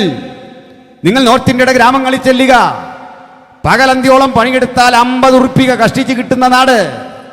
അനവധി അനുഭവങ്ങൾ അങ്ങനെയുണ്ട്. ആ നാട്ടിൽ മിഷണറിമാർ ഇറങ്ങി പ്രവർത്തിച്ച് കലാലയങ്ങൾ രൂപപ്പെടുത്തി, മനുഷ്യാവകാശങ്ങളെ കുറിച്ച് പഠിപ്പിച്ച്, വസ്ത്രം ധരിക്കാൻ പഠിപ്പിച്ച്, മാന്യമായി ആഹാരം കഴിക്കാനൊക്കെ പഠിപ്പിച്ച് അവരെ പരിശീലിപ്പിച്ചെടുക്കുമ്പോൾ അവരോട് വെറുപ്പ് തോന്നിക്കൊണ്ട് ഈ മിഷൻ പ്രവർത്തനങ്ങളെ ഉന്മൂലനം ചെയ്യാൻ ജാതീയ ശക്തികളും അനവധി മത ചിന്തകന്മാരും ഒക്കെ ശ്രമിക്കുന്നതിന് പിന്നിലെ കാരണം എന്താ? ദാരിദ്ര്യം പോലും തുടച്ചു നീക്കാൻ ഇത്തരം രാഷ്ട്രങ്ങൾക്കാകുന്നില്ല. അപ്പോഴും നമ്മൾ പറയും നമ്മൾ സമ്പന്ന രാജ്യം. അതൊരു കണക്കിന് ശരിയാണ്. ചൈനയും പിന്തള്ളും എന്നൊക്കെ കേൾക്കുമ്പോൾ ഇതൊരു കണക്കാണ്. എന്താണെന്നറിയണ്ടേ? എങ്ങനെ നമ്മൾ സമ്പന്നമാകുന്നതെന്ന് അറിയണ്ടേ? അദാനിയുടെ കയ്യിലെ പണവും നിങ്ങളുടെ കയ്യിലെ പണവും അംബാനിയുടെ പണവും എൻ്റെ കയ്യിലെ പണവും എല്ലാം ഒരുമിച്ച് കൂട്ടി നോക്കുമ്പോൾ നമ്മൾ സമ്പന്നരാണ്. നിങ്ങൾക്കറിയണ്ടേ? 2.3% വരുന്ന ബനിയ എന്നൊരു കാസ്റ്റാണ് ഇന്ത്യ മുഴുവൻ പിടിച്ചെടുത്ത് ഭരിക്കുന്നത്. ഇന്ത്യയുടെ മുഴുവൻ സമ്പത്താളുന്ന ആ സമൂഹം ബനിയ എന്നൊരു ഗ്രൂപ്പാണ്. ഗാന്ധിജിയൊക്കെ അതിൽപ്പെട്ട ആളുകളായിരുന്നു. ആ കാസ്റ്റാണ്, ആ കമ്മ്യൂണിറ്റിയാണ്. അതിൽപ്പെട്ട ചിലരുടെ പേര് ഞാൻ പറയുമ്പോൾ നിങ്ങൾക്ക് മനസ്സിലാകും. പാസ്റ്റർ പറയുന്നത് ശരിയാണ്. ഒരാളുടെ പേരാണ് അംബാനി, ഒരാളുടെ പേരാണ് അദാനി, ഒരാളുടെ പേരാണ് ലക്ഷ്മി മിത്തൽ, ഇനി ഒരാളുടെ പേരാണ് ഞാനും നിങ്ങളൊക്കെ അറിയുന്ന നമ്മുടെ എന്താണ്, നമ്മുടെ പണമൊക്കെ വെട്ടിച്ചിട്ട് വിദേശത്ത് പോയി കഴിയുന്നൊരു കക്ഷിയുണ്ടല്ലോ, വിജയ് മല്യ. ഇവരെല്ലാം 2.3% ആളുകളാണ് ഏറ്റവും വലിയ ഇന്ത്യയിലെ സമ്പന്നർ. അവരുടെ കയ്യിലെ ക്യാഷും ഇന്ന് നിങ്ങൾ സ്വതകാഴ്ചയിട്ട പൈസ എല്ലാം അവിടെ ഒന്നിച്ച് കണക്ക് കൂട്ടിയിട്ടാണ് പറയുന്നത് ഇന്ത്യ സമ്പന്ന രാജ്യമാണ്. പിടിയിട്ടോ? അങ്ങനെയാണ്. അതിനെ മൊത്തത്തിലെടുക്കുന്ന കണക്കില്ല. അപ്പോൾ ഇനിയും വിഷമിക്കാനൊന്നുമില്ല. ഈ മൂന്നാംകിട രാജ്യങ്ങളിലെ സമ്പന്ന രാജ്യം നമ്മൾ തന്നെയാണ്. വലിയ രാജ്യവും സമ്പന്ന രാജ്യവും നമ്മളാണ്. ഈ 3 രാഷ്ട്രങ്ങൾക്കിടയിൽ മറ്റൊരു സംഭവം, ഒരു കഴുകമുഖമുള്ള ജീവി വിളിച്ചു, വാ വന്ന് ആരാന്നറിയണ്ടേ? ഒരു പച്ച കുതിര. പച്ച ലോക ഭീകരതയുടെ ചിഹ്നമാണ്. വിമാനം റാഞ്ചുക, ചെറുബാല്യം മുതൽ കുഞ്ഞുങ്ങളെ അവരെ വിദ്വേഷിക്കാൻ പഠിപ്പിക്കുക. അഫ്ഗാനിലൊരു സ്കൂളിൽ ഒരു പിഞ്ചോമന 6-7 വയസ്സുള്ള കുഞ്ഞ് ആഹാരത്തിനൊടി വന്ന് ടിഫിൻ ബോക്സ് അങ്ങോട്ട് തുറന്നു, പൊട്ടിത്തെറിച്ചു. അത് ടിഫിൻ ബോക്സിൽ ഒരു അരിമണിത്തുണ്ട് വലിപ്പമുള്ള ബോംബ് ഘടിപ്പിച്ചിരിക്കുകയാണ്. ആ കുട്ടി തൽക്ഷണം മരിച്ചു. ആ പരിസരത്തുള്ള അധ്യാപകരും കുട്ടികളുമടക്കം 137 ആളുകൾ ക്ഷീണത്തിൽ വീണ് മരിച്ചു. ആരാം ബോംബ് വെച്ചെന്നറിയണ്ടേ? സ്വന്തം പിതാവ്. എന്തിനാണെന്നറിയണ്ടേ? അയാൾ പഠിച്ച തത്വസംഹിത അനുസരിച്ച് തൻ്റെ നീതിക്ക് വേണ്ടിയുള്ള പോരാട്ടത്തിൽ നമ്മൾ മരിച്ചാലും കുഴപ്പമില്ല, ആത്മഹത്യ ചെയ്താലും കുഴപ്പമില്ല, പൊട്ടിച്ചാലും കുഴപ്പമില്ല, കുഞ്ഞു സ്വർഗത്തിലെത്തണം. ഇതിനാ ലോകഭീകരത നിലനിൽക്കുന്ന ഇത്തരം രാഷ്ട്രങ്ങളെ അടിച്ചമർത്തി ഒതുക്കിയത് അമേരിക്കൻ ഇടപെടലാണ്. അമേരിക്കയുടെ ചിഹ്നം നമ്മളറിയുന്ന കഴുകനാണ്. അപ്പോൾ ഈ 4 ശക്തികൾ ലോകത്തിങ്ങനെ ചിതറിക്കിടക്കവേ സമാധാനവും ശാന്തിയും നഷ്ടപ്പെട്ട മാനസികാവസ്ഥയിൽ ഇവർ തമ്മിൽ ഏറ്റുമുട്ടാനുള്ള പരിസ്ഥിതി വലുതാ. മിഡിൽ ഈസ്റ്റ് യുദ്ധത്തിൻ്റെ മുനമ്പത്താ. ഇറാൻ തകർച്ചയുടെ വക്കില. ഇറാഖ് പണ്ടേ തകർന്നു കഴിഞ്ഞു. ഇതാ പാലസ്തീൻ ഇസ്രയേൽ സംഘട്ടനത്തിൽ വലിയ പരാജയത്തിലേക്ക് അവർ കടന്നു പോകുക. ഇസ്രയേൽ സൈനിക മേധാവിത്വം വർദ്ധിപ്പിച്ചു വരിക. ഏറ്റവും ഒടുവിൽ വാർത്ത വായിക്കുമ്പോൾ UAE ഒരു പോർട്ടിൽ ഇതാ ഇസ്രയേലിന് സൈനിക താവളം ലഭിച്ചു, ആയുധ പരിശീലനത്തിന് അവസരം ലഭിച്ചു. ഇന്ത്യ പോലെ ജനസംഖ്യ കൂടുതലുള്ള ഒരു രാജ്യമായി ആ രാജ്യം നല്ല ബന്ധത്തിലാ. ഒരു ചെറിയ രാജ്യമാണ്, പക്ഷേ ആയുധശക്തിയുടെ മേധാവിത്വം കൊണ്ട് അവർ വളർന്നു വരിക. ആറ്റോമിക ശക്തിയുണ്ട്, ഇന്ത്യക്ക് ആറ്റോമിക് പവർ ഉണ്ട്. ഇതൊക്കെ നാളെ പ്രയോഗിക്കപ്പെട്ടു പോയാൽ നാളെ സംഭവിക്കാണ്ടിരിക്കുന്ന വിപത്തിനെ കുറിച്ച് ചിന്തിച്ചുകൊണ്ട് നമുക്ക് സമാധാനമുണ്ടാകണമെന്നുള്ള ആ ചർച്ച അതിവേഗം നടക്കുക ലോകരാഷ്ട്രങ്ങൾക്കിടയിൽ. ഈ ചർച്ചകൾ മുഴുവൻ ഏകോപിപ്പിച്ച് നയിക്കാൻ പോകുന്ന ഒരേകാധിപതിക്ക് ബൈബിൾ ഇട്ടിരിക്കുന്ന പേരാണ് എതിർ ക്രിസ്തു. കാര്യം മനസ്സിലായോ? നാളെ ഒരു അടി നടക്കാതിരിക്കാൻ ഇവൻ വിചാരിച്ചാലേ കഴിയുമെന്ന വിധത്തിൽ ഒരു സൂപ്പർമാൻ രംഗത്ത് വരണം. ഇന്ത്യയായി കാണും, പാകിസ്ഥാൻ പാകിസ്ഥാനായി കാണും. ആ രാഷ്ട്രങ്ങളിലെല്ലാം ഒരു മര്യാദയുടെ അടിസ്ഥാനത്തിൽ പോകത്തക്ക വിധം സമാധാനമെന്ന് പറഞ്ഞുകൊണ്ട് ഒരു ഏകാധിപതി വരും. പക്ഷെ അവൻ്റെ ഉള്ളിൽ സമാധാനമില്ല. നാളെ ഒരിക്കൽ പ്രയോഗിക്കാനുള്ള അതിരൂക്ഷമായ മതവൈരത്തിൻ്റെ ആയുധം കയ്യിലേന്തിക്കൊണ്ട് കടന്നു വരാൻ പോകുന്ന ഒരു ഏകാധിപതിക്ക് ലോകമൊരുങ്ങുമ്പോൾ ആ ഏകാധിപതിയെ കൺട്രോൾ ചെയ്യുന്ന ആ സ്പിരിറ്റിൻ്റെ പേരാ ലൂസിഫർ. ഇപ്പോൾ കുറേ കൂടെ നിങ്ങൾക്ക് പാതി കാര്യം പിടിറ്റി. അവനെ നമ്മുടെ ഇടയിൽ പരിചയപ്പെടുത്താൻ വരുന്ന ശക്തിയാണ് കള്ളപ്രവാചകൻ. അവൻ വന്നിട്ട് പറയും, ഇവനെ അംഗീകരിച്ചാൽ മതി, ഇവൻ നിങ്ങൾക്ക് സമാധാനം തരും. ജൂതന്മാരോടും ഈ ക്രൈസ്തവരോടും ഒരു ചോദ്യമുണ്ട്. യേശു വരുമെന്ന് പറഞ്ഞ് എന്തിനാ? നിങ്ങൾക്ക് സമാധാനം തരാം. എന്നിട്ട് സമാധാനമാണോ കിട്ടിയത്? എത്ര എത്ര ആളുകൾ കൊല്ലപ്പെട്ടു, എത്ര മിഷണറിമാർ കൊല്ലപ്പെട്ടു, രക്തച്ചൊരിച്ചിലല്ലേ കണ്ടത്. പക്ഷേ നിങ്ങൾക്ക് യഥാർത്ഥ സമാധാനം ഞാൻ തരും എന്ന് പറഞ്ഞ് യേശുവിനെ പോലെ ഒരേകാധിപതി രംഗപ്രവേശം ചെയ്യും. അതിനു വേണ്ട എല്ലാ വഴികളും ലോകം ഒരുക്കി വെച്ചു കഴിഞ്ഞു. മന്ത്രവാദം, ദുശ്ചിന്തകൾ, സ്വതന്ത്രമായ ചില ജീവിതത്തെക്കുറിച്ചുള്ള മനുഷ്യന്റെ സങ്കല്പങ്ങൾ ഇവ വളർന്ന് വളർന്ന് വളർന്ന് ദൈവത്തെക്കുറിച്ചുള്ള ബോധം മുഴുവൻ മാറിയിട്ട് മനുഷ്യൻ തിന്മയിലേക്ക് പോകുന്ന ഒരു പരിസ്ഥിതി സംജാതമാകും. ഞാൻ അതിന് ഒരു വസ്തു കൂടി പറഞ്ഞ് ഈ വിഷയത്തെ വിശകലനം ചെയ്ത് നിർത്താം. നമ്മുടെ യൂത്ത് ക്യാമ്പിലൊക്കെ ഇന്ന് ഏറ്റവും അധികം കുട്ടികൾ ചോദിക്കുന്നൊരു ചോദ്യമാണ്, എങ്ങനെയാണ് ഈ LGBT സമൂഹങ്ങളോട് ഇടപെടേണ്ടത്? അതിൽ പാസ്റ്റർമാരൊക്കെ ഉത്തരം പറയാറുണ്ട്. ഇവരോട് എങ്ങനെ സമീപിക്കണം? ഇതാണ് ചോദ്യം. ഉത്തരത്തിലേക്ക്, അതിൻ്റെ ഒരു വിഷയത്തിലൊക്കെ വരാം. ഇനി ഇതല്ല വരാൻ പോകുന്നത്, ഇതിലും വലിയൊരു ചോദ്യമാണ്. ഇന്ന് നിങ്ങൾ കുറിച്ചിട്ടോണം, ഞാൻ 10 കൊല്ലം മുമ്പ് 15 കൊല്ലം പറഞ്ഞൊക്കെ വീഡിയോ അതിനകത്ത് കിടപ്പുണ്ട്. അതൊക്കെ നടന്നിട്ടുണ്ട്. ഇതിന്ന് കുറിച്ചിട്ടു, ഈ ഡേറ്റും മറക്കണ്ട. അടുത്ത 10 കൊല്ലത്തിനുള്ളിൽ പുരുഷനും തമ്മിൽ വിവാഹം കഴിക്കാൻ സഭ അനുമതി നൽകണം എന്ന പേരിൽ കോടതിയിൽ ഫൈറ്റ് ചെയ്ത് ഉത്തരവും കൊണ്ട് ഓർഡൈൻഡ് പാസ്റ്റർമാരുടെ മുമ്പിൽ ഇവരിങ്ങനെ വന്ന് നിൽക്കും. സ്ത്രീയുടെയും കല്യാണം പാസ്റ്റർ നടത്തി കൊടുക്കത്തക്ക വിധം, അച്ഛൻ നടത്തി കൊടുക്കത്തക്ക വിധം കോടതിയിൽ പോയി അനുകൂല വിധി സമ്പാദിച്ചുകൊണ്ട് ഇവരിങ്ങ് വരും. എന്താണെന്നറിയേണ്ട കാര്യം പറയാം. ഇത് ബൈബിള് പണ്ടേ പറഞ്ഞു, അന്ത്യകാലം നോഹയുടെ കാലം പോലെ ആകും. സ്വാഭാവിക ബന്ധങ്ങളെ വിട്ടിട്ട് അവലക്ഷണമായ പ്രവൃത്തിക്ക് വേണ്ടി ലോകമൊരുങ്ങും. ഇതിന്ന് കേൾക്കുമ്പോൾ നിങ്ങൾക്ക് ബുദ്ധിമുട്ടില്ല. 10 കൊല്ലം മുമ്പ് സ്വർഗരതി എന്നൊക്കെ പറഞ്ഞാൽ നമ്മൾ നെറ്റി ചുളിച്ചാണ് കേൾക്കുന്നെങ്കിൽ ഇന്നത് സർവ്വസാധാരണമായി. എങ്ങനെ ഇവരകത്ത് കിടക്കുന്നറിയണ്ടേ? നമ്മളെ തൊട്ടപ്പുറത്ത് ഇത്തരം ചില ദമ്പതികൾ താമസിക്കാമെന്ന് വിചാരിക്കുക ഫ്ലാറ്റിൽ. നമ്മൾ പറയും അവരായി അവരുടെ പാടായി, നമ്മളെന്തിനാ അവരുടെ സ്വസ്ഥതയിലേക്ക് പോകണം? അത് ശരിയാണ്, നമുക്ക് അവരുടെ സ്വസ്ഥതയിൽ കയറേണ്ട കാര്യമൊന്നുമില്ല, അവരെ പരിഹസിക്കേണ്ട ആവശ്യമില്ല. അത് അവരുടെ ഫ്രീഡം, രാജ്യം കൊടുക്കുന്ന അനുമതി അവർക്ക്. ലെജിസ്ലേറ്റ് ചെയ്ത നിയമമുള്ള രാജ്യമാണ് ഇന്ത്യ, അവർക്ക് ജീവിക്കാം. നിങ്ങളാര് അവരുടെ സ്വസ്ഥതയിൽ പോയി പ്രവേശിക്കാൻ? പക്ഷെ നിങ്ങൾ അവരുമായി ഇങ്ങനെ സംസാരിക്കുമ്പോൾ നിങ്ങൾ ചോദിക്കുക, അവരെ കണ്ടിട്ട് നിങ്ങളെ കണ്ടിട്ട് എവിടെ പോവാം? ഞങ്ങളുടെ ഒരു കൺവെൻഷൻ നടക്കുക, ഞങ്ങളുടെ ഒന്ന് വരട്ടെ, വാ. അവരിവിടെ വന്നു. ഇവിടെ വന്നിരുന്നിരുന്നിരുന്ന് അടുത്ത ആഴ്ച ചർച്ചിലൊന്ന് വരട്ടെ. നിങ്ങൾ പാസ്സോട് വയ്ക്കും, ചർച്ചിൽ വരട്ടെ. പാസ്സൊന്നും മിണ്ടാതെ നിൽക്കുമ്പോൾ കമ്മിറ്റി അംഗങ്ങൾ പറയും, ചെല്ലു പറയും, വേണ്ട വേണ്ട വേണ്ട. ചില ആൾ പറയും അങ്ങനല്ല, അവർ വന്നിരിക്കട്ടെ, അത് കേട്ടിട്ട് വേണമല്ലോ, പാപബോധമൊക്കെ വരുമല്ലോ. അവർ വന്നിരുന്നു.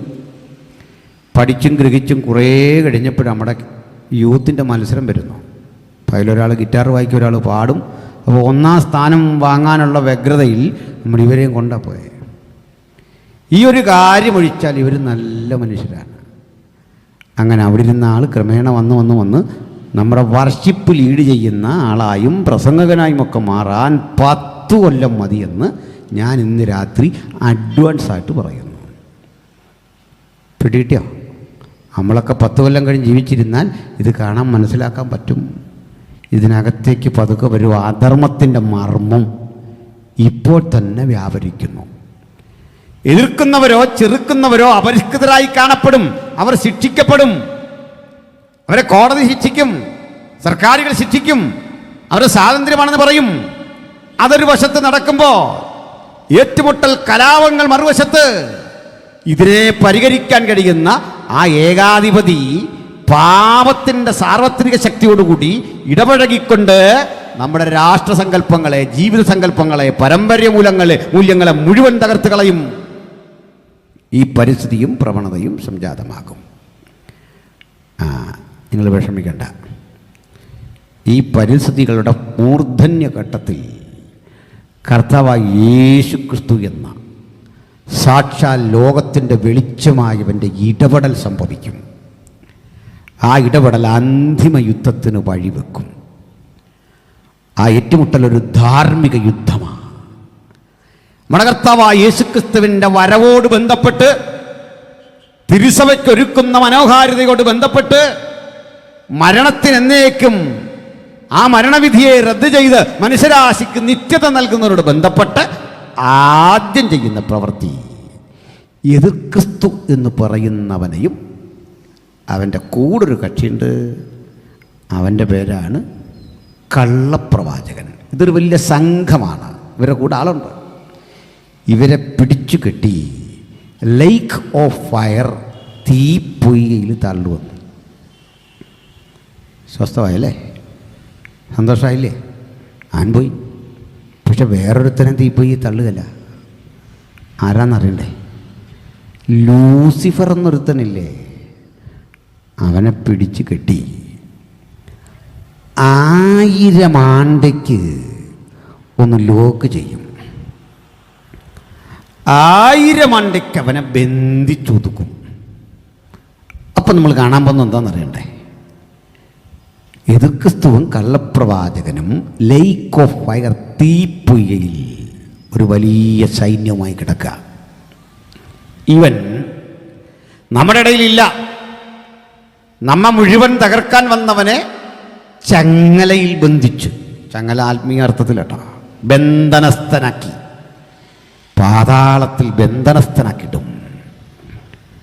എന്നിട്ട് പിശാചില്ലാത്ത, ലൂസിഫർ ഇല്ലാത്ത, എതിർക്രിസ്തുവില്ലാത്ത ഒരു ലോകം നമുക്ക് തരും ഈ ഭൂമിയിലാണ്. അതിൻ്റെ പേരാണ് മില്ലേനിയം അഥവാ 1000 ആണ്ട് വാഴ്ച. ജയമെടുത്തവർ 1000 ആണ്ട് ക്രിസ്തുവിനോടുകൂടെ വാഴും. ഏതെന്റെ മനോഹാരിതയിൽ നഷ്ടപ്പെട്ടു പോയ ജീവിതം മനുഷ്യരാശിക്ക് തിരിച്ചു കിട്ടും. ഏതനിലെ ആ മനോഹര ജീവിതത്തിൽ 2-3 തരം ആളുകളുണ്ട്. തേജസ്കരിക്കപ്പെട്ട് ക്രിസ്തുവിനോടുകൂടെ തിരുസഭ, ആ കാലത്ത് രക്ഷിക്കപ്പെട്ട സാധാരണ മനുഷ്യർ, ജൂതന്മാർ. ഇവരുടെ നേച്ചർ 2. പുനരുദ്ധാന ശരീരികളായി തേജസ്കരിക്കപ്പെട്ട യേശുവിൻ്റെ അനുഗാമികൾ പുരുഷനോ സ്ത്രീയോ എന്ന ഭാവത്തിലല്ല, ദൂതതുല്യരാകും. അവർ വിവാഹത്തിന് കൊടുക്കുന്നില്ല, വാങ്ങുന്നില്ല. ദൂതതുല്യര്. മറ്റൊരു കൂട്ടരുണ്ട്, അവർ വിവാഹിതരാ. കാരണം അവർ സന്താനപുഷ്ടിയുള്ളവരായി വർദ്ധിച്ചു പെരുകുമെന്ന ഉൽപ്പത്തിയിലെ വചനം നിവൃത്തീകരിച്ചുകൊണ്ട് 1000 ആണ്ട് വാഴ്ചയിൽ ശിശു 100 വയസ്സുള്ളവനായി മരിക്കും. ചെന്നായും കുഞ്ഞാടും ഒരുമിച്ചുമേയും വൈരാഗ്യമുള്ള ജീവജാലങ്ങൾ പോലും ആ വൈരാഗ്യത്തിൻ്റെ പാപരഹിതമായ ഒരു ലോകത്തിലേക്ക് കടന്നുപോകും. ഏറ്റുമുട്ടലില്ലാത്ത, രക്തച്ചൊരിച്ചിലില്ലാത്ത മനോഹരമായ ഒരു ലോകത്തിൻ്റെ പേര് ഏദൻ. അന്ന് നഷ്ടപ്പെട്ട ഏദന്യ ഭൂമി തിരിച്ചു കിട്ടും. പെറ്റി പെരുകി സന്താനപുഷ്ടിയുള്ളവരായി വളരുമ്പോൾ നമ്മുടെ കർത്താവായ യേശു അക്ഷരാർത്ഥത്തിൽ യെരൂശലേം കേന്ദ്രീകരിച്ചൊരു രാജാവായി 1000 ആണ്ട് വസിക്കും, അവനോട് കൂടെ തൻ്റെ കാന്തയും. അതുകൂടാതെ ചെറിയ ചെറിയ രാജ്യങ്ങളായി ഭൂമിയെ വിഭജിച്ച് സാമന്തന്മാരെ വാഴിച്ച് അവരും ഇങ്ങനെ ഭരിക്കുമ്പോൾ പ്രപഞ്ചത്തിൻ്റെ അന്ത്യം തീർന്നില്ല. ചങ്ങലയിൽ ബന്ധനസ്ഥനായ ലൂസിഫർ എന്നവനെ 1000 ആണ്ട് കഴിഞ്ഞഴിച്ചുവിടും. അവനന്ന് പുറത്തു വന്നു. ബൈബിളിൻ്റെ ചിന്ത എങ്ങനെയാണ് സുഹൃത്തുക്കളെ? അവൻ്റെ പണി ചെയ്യും. ഈ രാജാക്കന്മാരായി സാമന്തന്മാരായി ഭരിക്കുന്ന ആളുകളെ ചെന്ന് സ്വാധീനിച്ചിട്ട് പറയും, നിങ്ങൾ ഇത്ര നാളും യേശുവിൻ്റെ കൺട്രോളിന് കീഴിലായിരുന്നു, ഇനി ഇതൊന്ന് മാറണ്ടേ, പ്രമോഷൻ വേണ്ടേ, മുന്നോട്ട് പോകണ്ടേ? അതുകൊണ്ടൊരു കാര്യം ചെയ്യും, ഇനി യേശുവില്ലെങ്കിലും ഇതൊന്നും ഇല്ലെങ്കിലും ഭരിക്കണം, ആ കെട്ടുകളെ പൊട്ടിക്കണം, ആ കയറുകൾ പൊട്ടിച്ചിട്ട് നിങ്ങളൊന്ന് സ്വതന്ത്രരാകണം. മനോഹരമാ ഭാഷ, മനോഹരമാ സംഭാഷണം. ഇത് കണ്ടാ ദാവീദ് 2-ാം സങ്കീർത്തനത്തിൽ പറയുന്നത്, ജാതികൾ കലഹിക്കുന്നു, വംശങ്ങൾ വ്യർത്ഥമായി നിരൂപിക്കുന്നു. ദൈവത്തിൻ്റെ അധിപതിക്കെതിരെ കലഹിച്ചുകൊണ്ട് ഒരു വലിയ സേനയെ ഒരുക്കി യേശുവിനെതിരെ അന്തിമ യുദ്ധത്തിന് ലൂസിഫർ അടുത്ത് വരും. ഇത് കണ്ട് കൂടെ രാജാക്കന്മാർ ഇത്തരമുണ്ട്. പിതാവ് പറയാ, ഞാൻ നിന്റെ ശത്രുക്കളെ നിന്റെ പാദപീഠമാക്കുവോളം നീ എൻ്റെ വലത്തുഭാഗത്തിരിക്ക. ജയാളിയായി ദൈവത്തിൻ്റെ പുത്രനെ അവതരിപ്പിക്കാൻ പിതാവ് ന്യായവിധി സ്വയം ഏറ്റെടുത്തിട്ട് ലൂസിഫർ എന്നവനെ പിടിച്ചു കെട്ടി ഗന്ധക തീപ്പൊയ്കയിൽ തള്ളും. 1000 ആണ്ട് മുന്നമേ അവിടെ 2 പേര് പോയിട്ടുണ്ട്, അവൻ്റെ ആളുകളും. സ്വർഗത്തിലൊരു യുദ്ധം കണ്ടു. ലൂസിഫർ ഈ മഹാസർപ്പത്തെ വേട്ടി എന്തു ചെയ്യും? ഇവൻ ചെന്ന് പതിക്കുന്ന പതനസ്ഥാനത്തിൻ്റെ പേരാണ് തീപ്പൊയ്ക, ഗഹന്ന, അല്ലെങ്കിൽ നരകം. നിത്യദണ്ഡനത്തിൻ്റെ തീപ്പൊയ്യിലേക്ക് അവൻ ചെന്ന് പതിക്കുന്ന, വരാനിരിക്കുന്ന ആ സമയത്ത് മാത്രമാണ് യെശയ്യാ പ്രവചിച്ച പ്രവചനം നിവൃത്തിയാകുന്നത്. മനസ്സിലായോ? ഇനി നിങ്ങൾ ആ വചനം ഒന്ന് ചിന്തിച്ച്, അരുണോദയപുത്രനായ ശുക്ര, നീ വെട്ടിയിട്ട് നിലത്ത് വീണതെങ്ങനെ? ജാതികളെ താഴ്ത്തിക്കളഞ്ഞവനെ. ഇവരേത് ജാതിയെ താഴ്ത്തിയെന്നറിയണ്ടേ?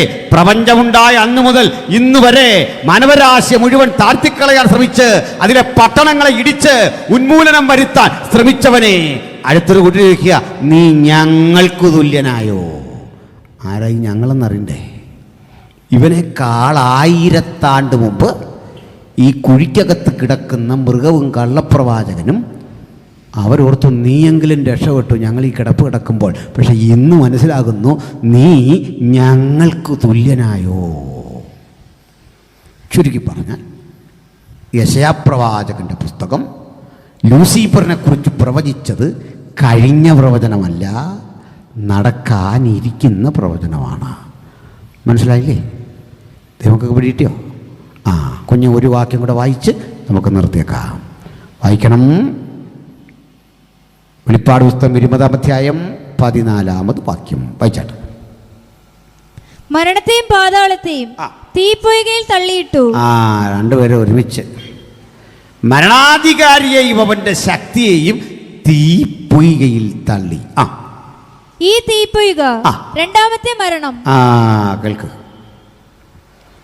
ഒരു മരണം നമുക്കെല്ലാം വിധിച്ചിട്ടുണ്ട്, നമുക്കെല്ലാം ഉണ്ട്. അതിലൊരു ഒഴിവുള്ളതാകുന്നുണ്ട്. കർത്താവിൻ്റെ വരവിൽ ജീവനോടെ ശേഷിക്കുന്നവർക്കൊരു രൂപാന്തരം. നമ്മുടെ മരണശേഷമാ ആ വരവെങ്കിൽ നമ്മളെന്ത് ചെയ്യും? മരിച്ചവർ അക്ഷരാട്ടുയർക്കും. എന്നാൽ ക്രിസ്തുവിൽ മരിച്ചില്ല എങ്കിൽ അവൻ കൈവിടപ്പെടുമെന്ന് ഈ വിശുദ്ധ ലിഖിതം കർശനമായി പറയുന്നു. അതുകൊണ്ട് ഈ 4 രാത്രികളിലെ സുവിശേഷ ഘോഷണത്തിൻ്റെ ലക്ഷ്യം 2-ാം മരണത്തിൽ ഓഹരിക്കാരാകാതിരിക്കാൻ നിങ്ങൾ 2ാമത് ജനിക്കണം. അതങ്ങനെ ജനിക്കുന്നതും ചോദിക്കുന്നുണ്ട്. ക്രിസ്തുവിൻ രക്തത്താൽ ജനിക്കണം, ആത്മാവിനാൽ ജനിക്കണം, ദൈവവചനത്താൽ ജനിക്കണം. നീ വീണ്ടും ജനിക്കുന്നില്ല എങ്കിൽ സ്വർഗരാജ്യം അവകാശമാക്കാൻ കഴിയുകയില്ല എന്ന് തിരുവെഴുത്ത് പറയുന്നു. വീണ്ടും ജനനത്തിൻ്റെ മനോഹാരിതയിൽ ആ പുനരുദ്ധാനത്തിൻ്റെ ശക്തിയോടെ നമുക്ക് യേശുവിനെ എതിർപ്പെടാൻ കഴിയുകയോ ജീവനോടെ ശിക്ഷിക്കുമ്പോൾ രൂപാന്തരപ്പെടാൻ കഴിയുകയോ ചെയ്യണം. അതിന് വേണ്ടിയുള്ള ആ ജീവിതത്തിൻ്റെ പേരാണ് ക്രിസ്തീയ ജീവിതം. ആ ക്രിസ്തീയ ജീവിതം നാളുകൾക്കപ്പുറത്ത് കരഗതമാക്കിയവൻ ആ ജീവിതത്തിൻ്റെ മനോഹാരിത ലോകത്തോട് വിളംബരം ചെയ്യുന്ന അനുഭവമാണ് സുവിശേഷ ഘോഷണം. ആ സുവിശേഷ ഘോഷണത്തിൻ്റെ സമാപന രാത്രിയിൽ ഞാനും നിങ്ങളും ഇത് പര്യവസാനിപ്പിക്കുമ്പോൾ ലോകത്തോട് ആ സുവിശേഷത്തിൻ്റെ സംക്ഷിപ്തം നമുക്ക് വീണ്ടും ആവർത്തിക്കാം. മറ്റൊരുവനിലും രക്ഷയില്ല. നാം രക്ഷിക്കപ്പെടുവാൻ ആകാശത്തിന് കീഴിൽ മനുഷ്യരുടെ ഇടയിൽ നൽകപ്പെട്ട ഒരേ ഒരു നാമം നമ്മുടെ കർത്താവായ യേശു ക്രിസ്തുവിൻ്റെ നാമം. സഹോദരേ, മരണത്തെയും പാതാളത്തെയും തള്ളി തീപ്പൊയ്യിൽ തള്ളിയിടുമ്പോൾ ഭക്തന്റെ ലോകം 1000 ആണ്ട് വാഴ്ചകൊണ്ട് തീരില്ല. അവന് ദൈവം ഒരുക്കി ഒരു പുതിയ ആകാശം, പുതിയ ഭൂമി. ആ പുതുവാന ഭൂമിക്ക് ഒരു തലസ്ഥാന നഗരി പോലെ ഒരു ക്യാപിറ്റൽ സിറ്റി പണികഴിപ്പിച്ചു. അതിൻ്റെ പേരാണ് പുതിയ യെരൂശലേം.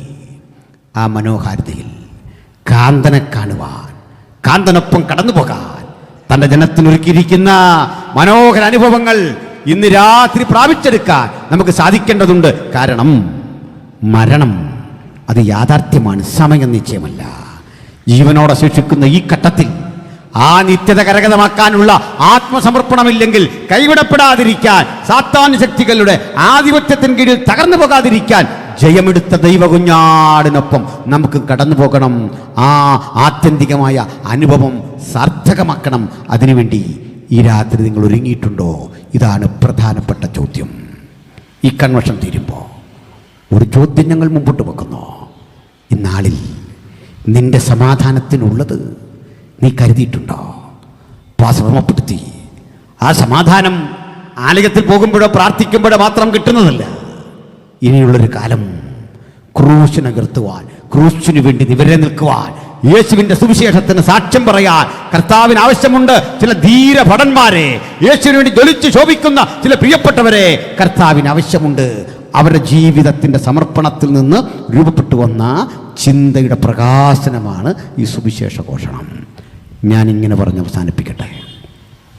ഞങ്ങളൊക്കെ സുവിശേഷം പറയുന്നതിനാ ആത്മാക്കൾ ജനം രക്ഷിക്കപ്പെടണം. പകലുള്ളത്തോളം അയച്ചവൻ്റെ വേല ചെയ്യണം. ഈ വേല ചെയ്യാൻ അധികം ആളുകളെ കിട്ടാതെ വരുന്ന ഈ കാലത്ത് പ്രിയ ദൈവത്തിൻ്റെ ജനമേ, യേശുവിനെ അംഗീകരിക്കാനും പ്രസംഗിക്കാനും നിങ്ങളും നിങ്ങളുടെ തലമുറയും തയ്യാറെടുക്കുന്ന ഇടത്ത് നിങ്ങൾക്ക് വേണ്ടിയുള്ള ദൈവത്തിൻ്റെ ഒരു കരുതൽ, അത് ശ്രേഷ്ഠം. ഞാനിങ്ങനെ പറഞ്ഞ് അവസാനിപ്പിക്കാം. പണ്ട് യെരൂശലേമിൽ അല്ലെങ്കിൽ റോമൻ സാമ്രാജ്യത്തിൻ്റെ കീഴിൽ വരുന്ന ആ നാട്ടിലല്ല ജനങ്ങൾക്കൊരു ധാരണയുണ്ട്. ഏറ്റവും മ്ലേച്ഛവും മോശവും ഭീകരവുമായ മരണമാണ് ക്രൂശ് മരണം. തീർച്ചയായിട്ടും അത് ഭീകരമാണ്. ആ മരണം തിരഞ്ഞെടുക്കാൻ അല്ലെങ്കിൽ ആ മരണം വിധി കിട്ടാൽ പോലും ആൾക്ക് ഭയമാണ്. ആ മരണത്തിൻ്റെ ഭീകരത, മരിച്ചു കഴിഞ്ഞാലും ഈ ശവശരീരം കുത്തിത്തുളയ്ക്കും, ആ ശവശരീരം ആക്ഷേപിക്കപ്പെടും. ക്രൂശിക്കുന്ന എവിടാന്ന് അറിയണ്ടേ? ഇത്തരം പെരുവഴിയുടെ ഓരത്താ, വഴിയോരത്താ ക്രൂശിക്കുന്നത്. ഞാൻ ഈ ക്രൂശ് മരണത്തെ പറ്റി പറഞ്ഞ് ഒത്തിരി വീഡിയോകൾ കിടപ്പുണ്ട്. നമ്മൾ പടത്തിൽ കണ്ട് പരിചയപ്പെട്ട പോലെ എളുപ്പമല്ലത്. കൈ വെള്ളയിലല്ല അണിയടിക്കുന്നത്, ഈ കൈയുടെ ഈ ഭാഗത്താണ്. എന്തിനാ ഇവിടെ അടിക്കുന്ന അറിയണ്ടേ? അത് റോമിലെ നിയമമാണ്. വധശിക്ഷയ്ക്ക് വിധിക്കപ്പെട്ടവനെ അപ്പോത്തിക്കരി എന്നറിയപ്പെടുന്ന വൈദ്യൻ വരും, ഈ നാഡീ ഞരമ്പുകൾ പിടിക്കും, എന്നിട്ട് ആണിയടിച്ചിറക്കേണ്ട ഇടത്ത് ഒരു പാടിടും, ഒരു ചെറിയ കറുത്ത മഷിയുടെ അടയാളം കയ്യിലും കാലിലുമെല്ലാം അത് ഇട്ടിട്ട് ചതുര വടിവുള്ള ആണി, അഗ്രം നല്ല മൂർച്ചയുള്ളതാ, ഒരു ഭാഗം ഉരുണ്ടിരിക്കും. 3 ആരാച്ചർമാർ ഒരുമിച്ച് ചേർന്ന് അത് കൈകളിൽ പിടിച്ചിട്ട് ഈ ക്രൂശോട് ചേർത്ത് ക്രൂശിതനെ ക്രൂശിക്കാൻ നിയോഗിച്ചവന്റെ കൈകാലികൾ വലിച്ചു പിടിച്ച ശേഷം കുറ്റപത്രം വായിച്ചു കേൾപ്പിക്കും. നസ്രായനായ യേശു എന്ന താങ്കൾ നിത്യജീവനെ കുറിച്ച് പ്രസംഗിച്ചു, നീയാണ് വഴിയെന്നും സത്യവും ജീവനെന്നും പ്രസംഗിച്ചു, മറ്റാരിലൂടെയും അല്ല രക്ഷയെന്ന് പറഞ്ഞു. ഇത്യാദി കുറ്റങ്ങൾ റോമൻ ഭരണകൂടത്തിന് വിരുദ്ധമായതുകൊണ്ട് പലയാവർത്തി പ്രസംഗം നിർത്താൻ നിന്നോട് പറഞ്ഞിട്ടും അതൊന്നും കേട്ടില്ല. നീ ആളുകളെ തന്റെ മുന്നിൽ അണിനിരത്തിക്കൊണ്ട് ഒരു രാജ്യം നിനക്കുണ്ടെന്ന് പറഞ്ഞു. ഇക്കാരണത്താൽ റോമൻ ഭരണകൂടം നിനക്കിട്ട ശിക്ഷ ഇതിനാൽ നടപ്പിലാക്കിക്കൊള്ളുന്നു എന്ന് പറഞ്ഞ് യാണി കുത്തി തുളച്ചു കയറ്റിയ രക്തം വാർന്ന് വാർന്ന് വാർന്ന് പോയി കഴിയുമ്പോൾ ഈ ആണി 3 പേരും ഒരേ സമയത്തൊന്ന് തിരിക്കും. ചതുര വടിവാണല്ലോ, ആ സ്റ്റെമ്മ് ചതുരവാ. ഈ ഞരമ്പുകളെല്ലാം സ്ട്രക്കാകും. പിന്നെ രക്തം പുറത്തു വരില്ല.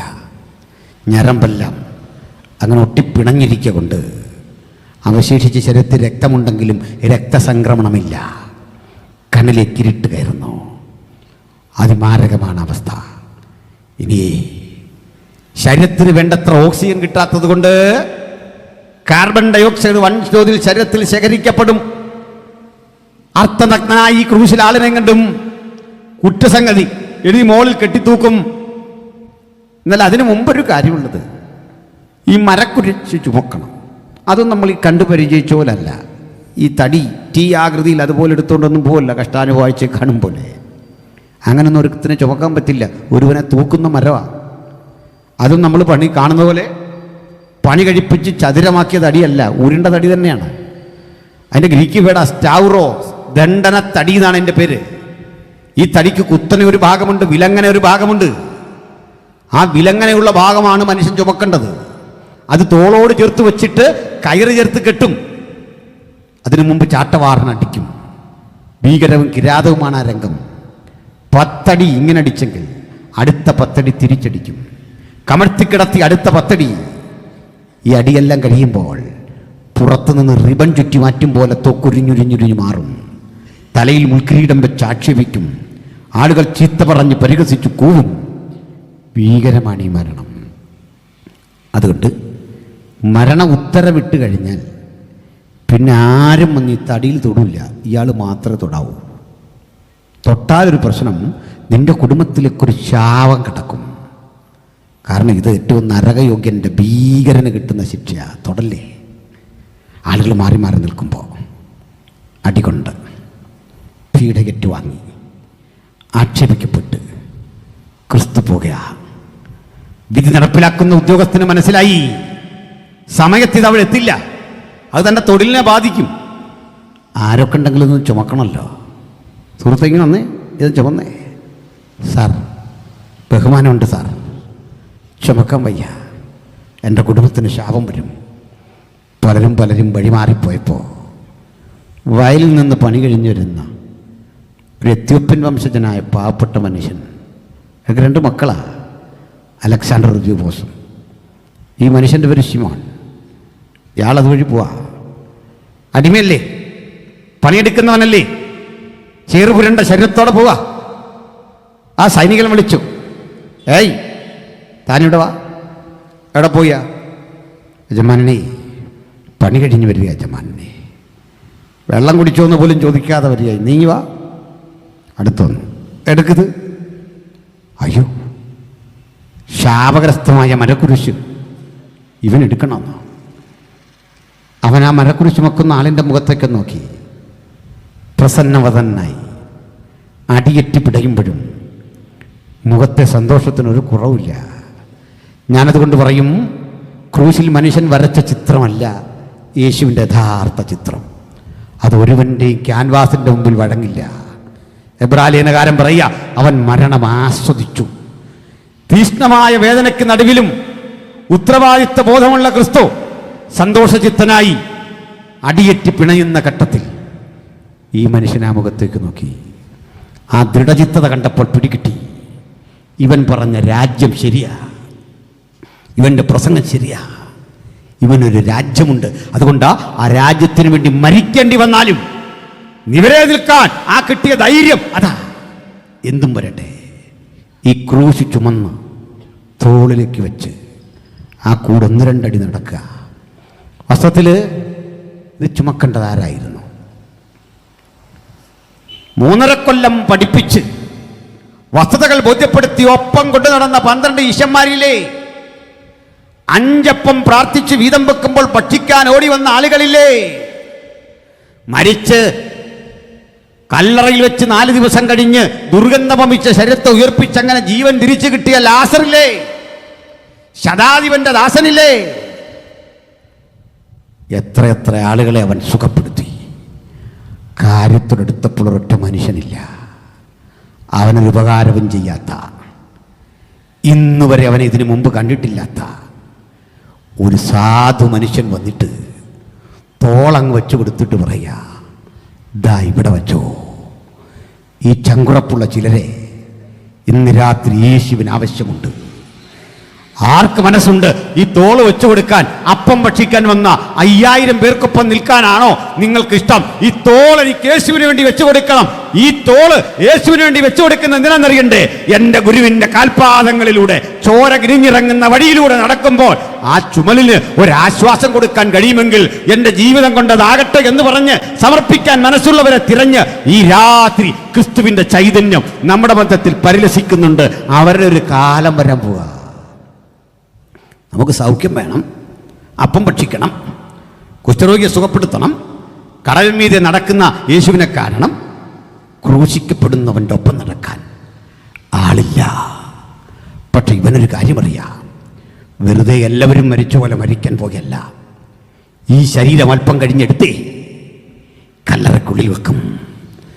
സകല ശവങ്ങളും മണ്ണിൻ്റെ ഭാഗമാകുമ്പോൾ പുഴുക്കൾ അരിക്കാൻ വരും.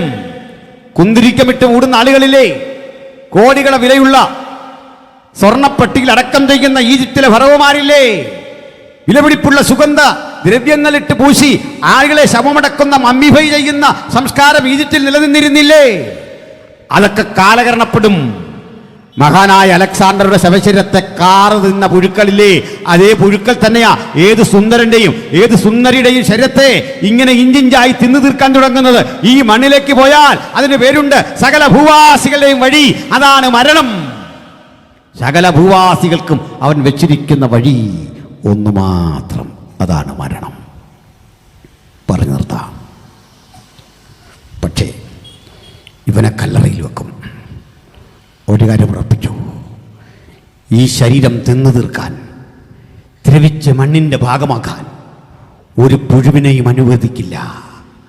ഒരു ബാക്ടീരിയകൾക്കും അവനെ നശിപ്പിക്കാൻ സാധിക്കില്ല. പ്രവചനം പറയുക, അവൻ്റെ മരണത്തിൻ്റെ പ്രത്യേകത, തൻ്റെ പരിശുദ്ധനെ ദ്രവത്വം കാണുവാൻ പിതാവ് സമ്മതിക്കില്ല. ദ്രവിച്ചൊടുങ്ങാതെ മണ്ണിൻ്റെ ഭാഗമാകാതെ ഈ മണ്ണിൽ ഇങ്ങനെ അടക്കം ചെയ്തവൻ മരണത്തിന്റെ മാരക ശക്തിയെ ചെറുത്തു തോൽപ്പിച്ചുകൊണ്ട് 3-ാം ദിവസം അജയ്യനായി ഉയർത്തെഴുന്നേറ്റെങ്കിൽ ആ അജയ്യനായ പരമഗുരുവിന്റെ പേരെത്രേ? ക്രിസ്തു. ആ ക്രിസ്തുവിന്റെ ക്രൂശ് ചുമക്കാൻ ഒരു ശിമോൻ തയ്യാറായി. നാടെന്താ ധരിച്ചെന്നറിയണ്ടേ? ഇവൻ ക്രൂശ് വന്നു. ഒരു കാര്യം ഉറപ്പാ, ഇവൻ്റെ മക്കൾ ഏതെങ്കിലും കുറ്റങ്ങളിൽ പിടിക്കപ്പെടും. അവരെയും ക്രൂശിൽ തറയ്ക്കും. കാക്കകൾ വന്ന് കൊത്തിത്തിന്നും. എന്തായിരുന്നാലും നീ എടുക്കരുതായിരുന്നു, കാരണം ശാപമായി മരം. ഇതൊന്നും അറിയാത്ത പാവപ്പെട്ടവൻ ഈ ക്രൂശ് ചുമലിച്ചു വന്നു. മക്കൾക്കെന്ത് പറ്റണം? ക്രൂശ് തറച്ചു കൊല്ലണം, വിലാപ്പുറം കുത്തിത്തുളക്കണം, ആക്ഷേപിക്കപ്പെടണം. നാട്ടുകാരതാ പ്രതീക്ഷിച്ചേ, നാട്ടുകാരുടെ ചിന്തയതാ. പക്ഷേ അലക്സാണ്ടറും രൂപോസും എന്ന് പേരുള്ള 2 മക്കളുണ്ടായിരുന്നു ഇയാൾക്ക്. അതിൽ റൂഫോസിനെ കുറിച്ച് പിന്നൊരു പരാമർശമുണ്ട്, അതിലേക്ക് വരുമ്പോൾ പറയാം.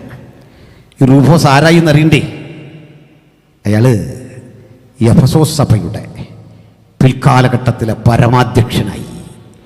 ആയിരക്കണക്കിന് ആളുകൾക്ക് സ്നാനം കൊടുത്തുകൊണ്ട് ആയിരക്കണക്കിന് ദൈവജനങ്ങളെ നേടത്തക്ക വിധം വയലിൽ പണിയെടുത്ത് ചേർപ്പുരണ്ട ആ കാലുകളോടെ വന്ന് അപ്പൻ കുരിശു ചുമന്നപ്പോൾ തമ്പുരാൻ കുറിച്ചിട്ടു, ക്രൂശ് ചുമക്കുന്നവന്റെ തലമുറയ്ക്ക് ഒരു അനുഗ്രഹം. ഈ രാത്രി ഈ കുരിശ് ചുമക്കാൻ ചങ്കുറപ്പുള്ള ചിലരെ ദൈവത്തിന്റെ പരിശുദ്ധാത്മാവ് തിരയുന്നു. തലമുറയ്ക്കൊരു അനുഗ്രഹം അവൻ കരുതി വെച്ചെങ്കിൽ ആർക്കെന്ന് പറയാൻ പറ്റും? ഞാനിതാ വരുന്നു ഈ ക്രൂശ് ഒന്ന് ചുമക്കാൻ, ജീവിതം കൊണ്ട് എൻ്റെ യേശുവിനെ പ്രസംഗിക്കാൻ, യേശുവിനായി പാടാൻ, യേശുവിന് വേണ്ടി നിലകൊള്ളാൻ അങ്ങനെ കഴിയുന്ന ഒരാളെങ്കിലും ഈ രാത്രി ഇവിടെ ഉണ്ടെങ്കിൽ, നിങ്ങളെ തിരഞ്ഞ ഈ 4 രാത്രിയിലെ കൺവെൻഷൻ വ്യക്തമായൊരു ആത്മനിയോഗം ഞങ്ങൾക്കുണ്ട്.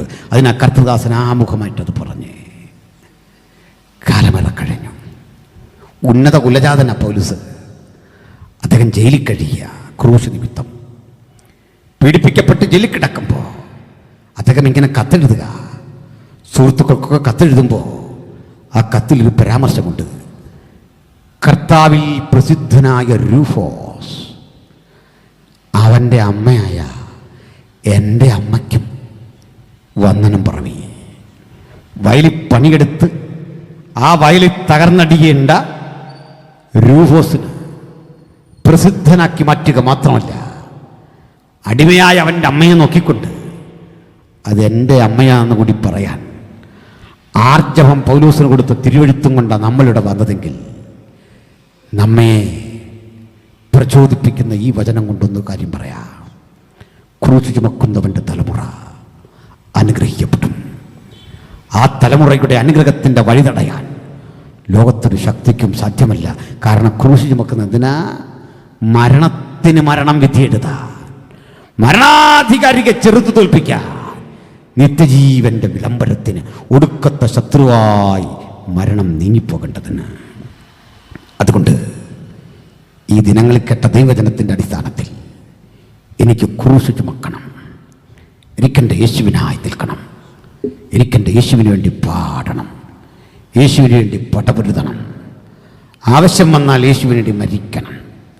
ചിലരുടെ ആഗ്രഹം എങ്ങനെങ്കിലൊക്കെ സമ്പന്നനായി ഭൗതിക ജീവിതം കരിപ്പിടിപ്പിച്ചു പോകണമെന്നാണ്. പക്ഷെ നമുക്കൊന്ന് തിരിഞ്ഞു ചിന്തിക്കണം. 12 ശിഷ്യന്മാരുടെ ഗണത്തിൽ പേര് വന്നില്ലെങ്കിലും, 70 ശിഷ്യന്മാരുടെ കൂടെ പേര് കയറിയില്ലെങ്കിലും, പ്രസിദ്ധനാകാൻ കഴിഞ്ഞില്ലെങ്കിലും, പ്രതിഫലിച്ച കൂടാതെ എനിക്ക് എൻ്റെ ക്രൂശ് ചുമക്കണം ആഗ്രഹമുണ്ടോ? ഞാൻ ഒരു കഥ പറഞ്ഞു നിർത്താം.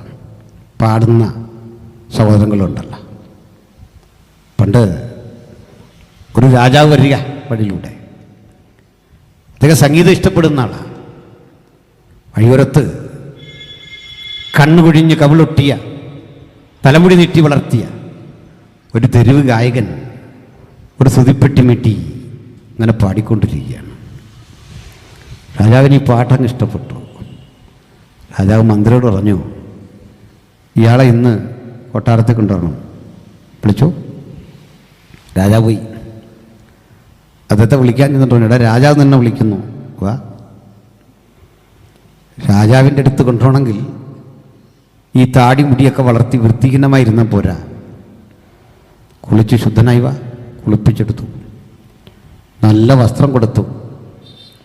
മുടിയൊക്കെ ചീകി ഒതുക്കി വൃത്തിയാക്കിയപ്പോൾ ആൾ നല്ല സുമുഖനായി. രാജാവിൻ്റെ അടുത്ത് ചെന്ന് നിൽക്കുക.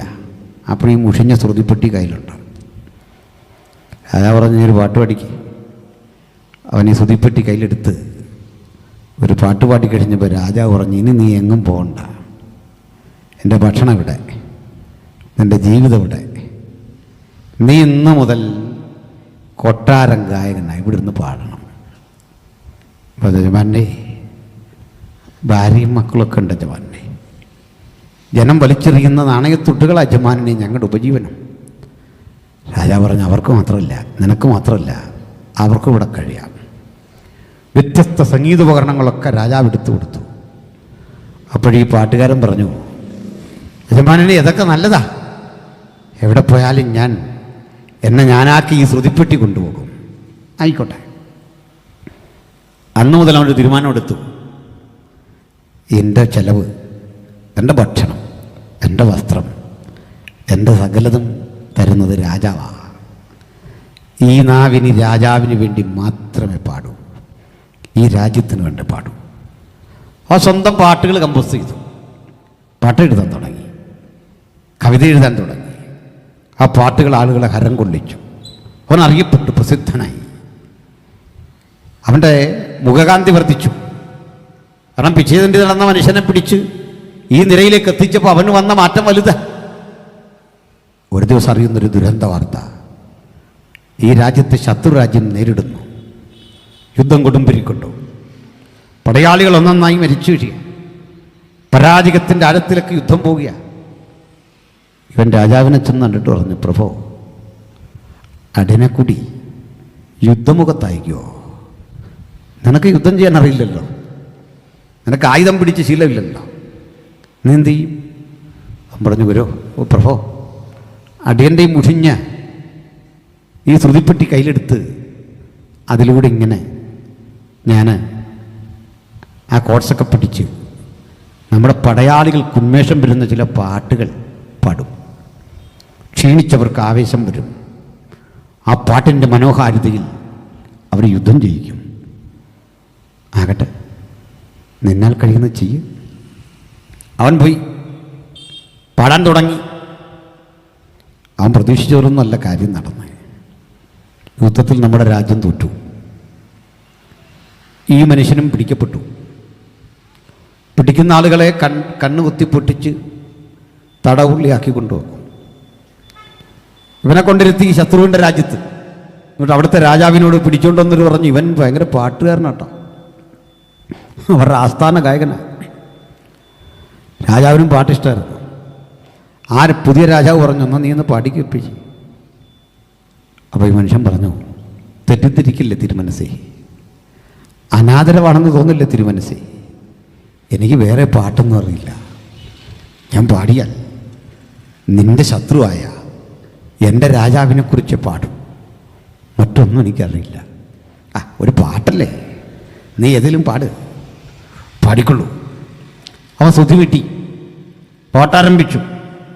ഇതുവരെ പാടാത്ത വിധത്തിൽ ആ മനസ്സങ്ങോട്ട് തീഷ്ണമായ വികാര വിക്ഷോഭങ്ങൾക്ക് വിധേയപ്പെട്ടു. പാട്ടിൻ്റെ തീവ്രതയിൽ അവനൊരു അബദ്ധം പറ്റിയിരുന്നു. കാരണം ഇത് കോറസ് അതിൻ്റെ എൻഡിങ്ങിൽ കൂടെ ഇതുപോലെ ഗായക സംഘം കൂടണം. അതിനൊരു സ്ഥായീ ഭാവത്തിലേക്ക് എത്തുമ്പോൾ ഒരു ചെറിയ പോസ്, അവിടെ ഒരു നിർത്തലുണ്ട്. ആ നിർത്തുന്ന സമയത്ത് ഒരു 3 കൈത്താളം കൃത്യമായി വീഴണമെങ്കിൽ അടുത്ത സ്ഥായിലേക്ക് ക്ലൈമാക്സിൽ അത് പാടി ഒപ്പിക്കാൻ പറ്റൂ. ഈ ചെല്ലുന്ന സ്ഥലത്തൊന്നും ആർക്കും അറിയില്ല. അത്തരം പാട്ട് അബദ്ധവശ സെലക്ട് ചെയ്തു. തൻ്റെ പാട്ട് മുഴുമിപ്പിക്കാനാവാതെ പാതി വഴിയിൽ ഇടിച്ചു നിർത്തണം. ഈ വേദന അവനെ ഭരിച്ചു. ആ പാട്ടിലെ വരികൾ ഇങ്ങനായിരുന്നു: മഹാരാജാവേ, നിനക്ക് അശ്രുപൂജ, പ്രാണനും മജ്ജയും മാംസവും എന്നും നിനക്ക്, എന്നും തുടിക്കുന്ന മനസ്സുകൊണ്ട് മരിച്ചാലും നിനക്കൊപ്പം ഈ പാവം ഗായകനുണ്ടാകും. ഇതൊക്കെയല്ലേ അർത്ഥം. അവസാനം പറയും, രാജാവേ ജയിക്ക, രാജാവേ ജയിക്ക, രാജാവേ ജയിക്ക.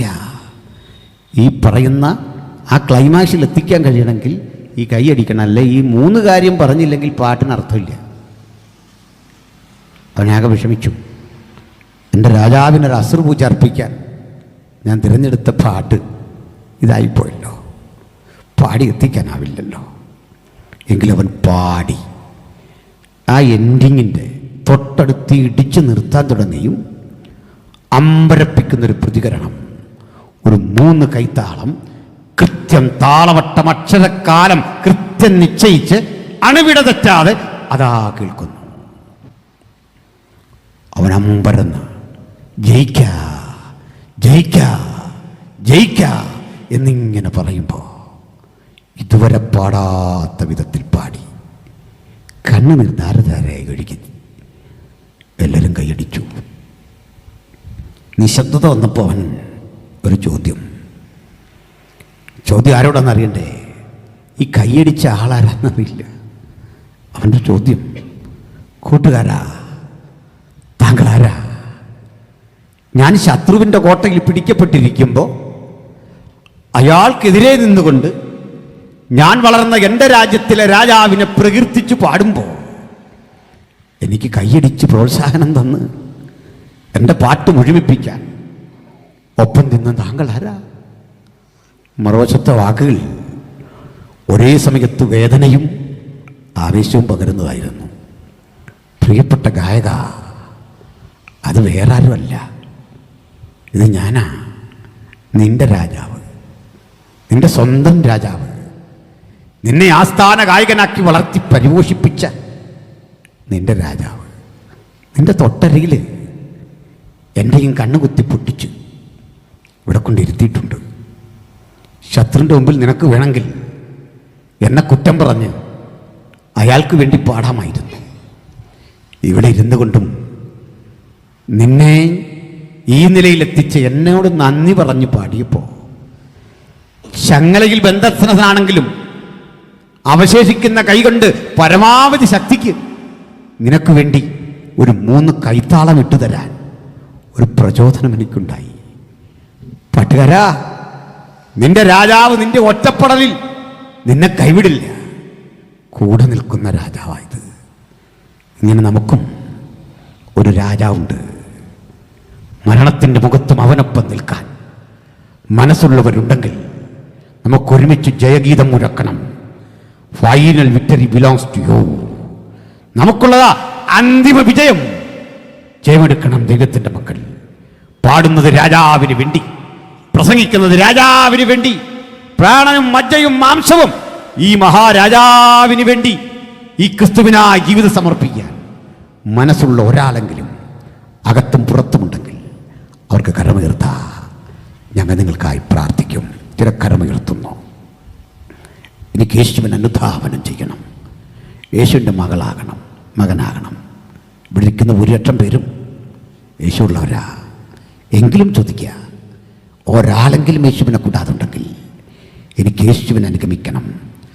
ആഗ്രഹമുള്ളവർക്ക് മാത്രം കരമുയർത്താൻ. ദൂരത്ത് ഞങ്ങളുടെ ദൃഷ്ടിയിൽ കാണാതെ ഒരാളെങ്കിലും നിൽപ്പുണ്ടെങ്കിൽ നിങ്ങളെ കാണുന്ന ദൈവം ഇടപെടട്ടെ. ഒപ്പം ശിഷ്ടായുസ് ഇനിയുള്ള കാലം എനിക്ക് യേശുവിനായി പാടണം, യേശുവിനായി പ്രസംഗിക്കണം. ഞാൻ പ്രസംഗിക്കുന്നുണ്ട്. എൻ്റെ ചിന്തകൾക്ക് മൂർച്ച പോരാ, ആശയങ്ങൾക്ക് ശക്തി പോരാ. മരണം വന്നാലും പിന്മാറാതെ കർത്താവിൻ നാമത്തിനായി, അവിടുത്തെ ശുശ്രൂഷയ്ക്കായി വേർതിരിയണം. ആഗ്രഹമുള്ളവർക്കും കരമുയർത്താം. ഞങ്ങൾ നിങ്ങൾക്കായി പ്രാർത്ഥിക്കുന്നു. യേശുവിനായി വേർതിരിയാൻ, യേശുവിന് വേണ്ടി നിൽക്കാൻ കെൽപ്പുള്ള, ഈ ക്രൂശ് ചുമക്കാൻ മനസ്സുള്ള ആരുണ്ട്? അവർക്ക് വേണ്ടി ഞങ്ങൾ പ്രാർത്ഥിക്കാം. നിങ്ങൾക്ക് കരമുയർത്താം. യേശുവേ, ഞാൻ അങ്ങേക്കായി, അങ്ങേക്കായി, അങ്ങേക്കായി. നിങ്ങൾ കരമുയർത്തുന്നു. ചിലർ കരമുയർത്തരു തമ്പുരാൻ തൊടട്ടെ. അധികം പേര് കരമുയർത്തുന്നില്ലായിരിക്കാം, പക്ഷെ ചിലർ കരമുയർത്തുന്നു. യൗവനക്കാർ കരമുയർത്തുന്നു. നിങ്ങൾ യേശുവിന് വേണ്ടി വേർതിരിഞ്ഞാട്ടെ. എല്ലാവരും പ്രാർത്ഥന നിർഭരമായി കർത്തത്തിൽ എഴുന്നേറ്റ് നിന്ന് അനിവാര്യമായൊരു ഗാനം ആലപിക്കുമ്പോൾ പാട്ടോടെ ദൈവത്തിന് മഹത്വമർപ്പിച്ച് സന്തോഷചിത്തരായി മടങ്ങാൻ ഈ രാത്രിയിലെ വചന ശുശ്രൂഷ നമുക്ക് ഏവർക്കും അനുഗ്രഹമാകട്ടെ എന്ന് പ്രാർത്ഥിച്ച് ഞാൻ ഉപസംഹരിക്കുന്നു. ദൈവം നമ്മെ അനുഗ്രഹിക്കട്ടെ. ആമേൻ.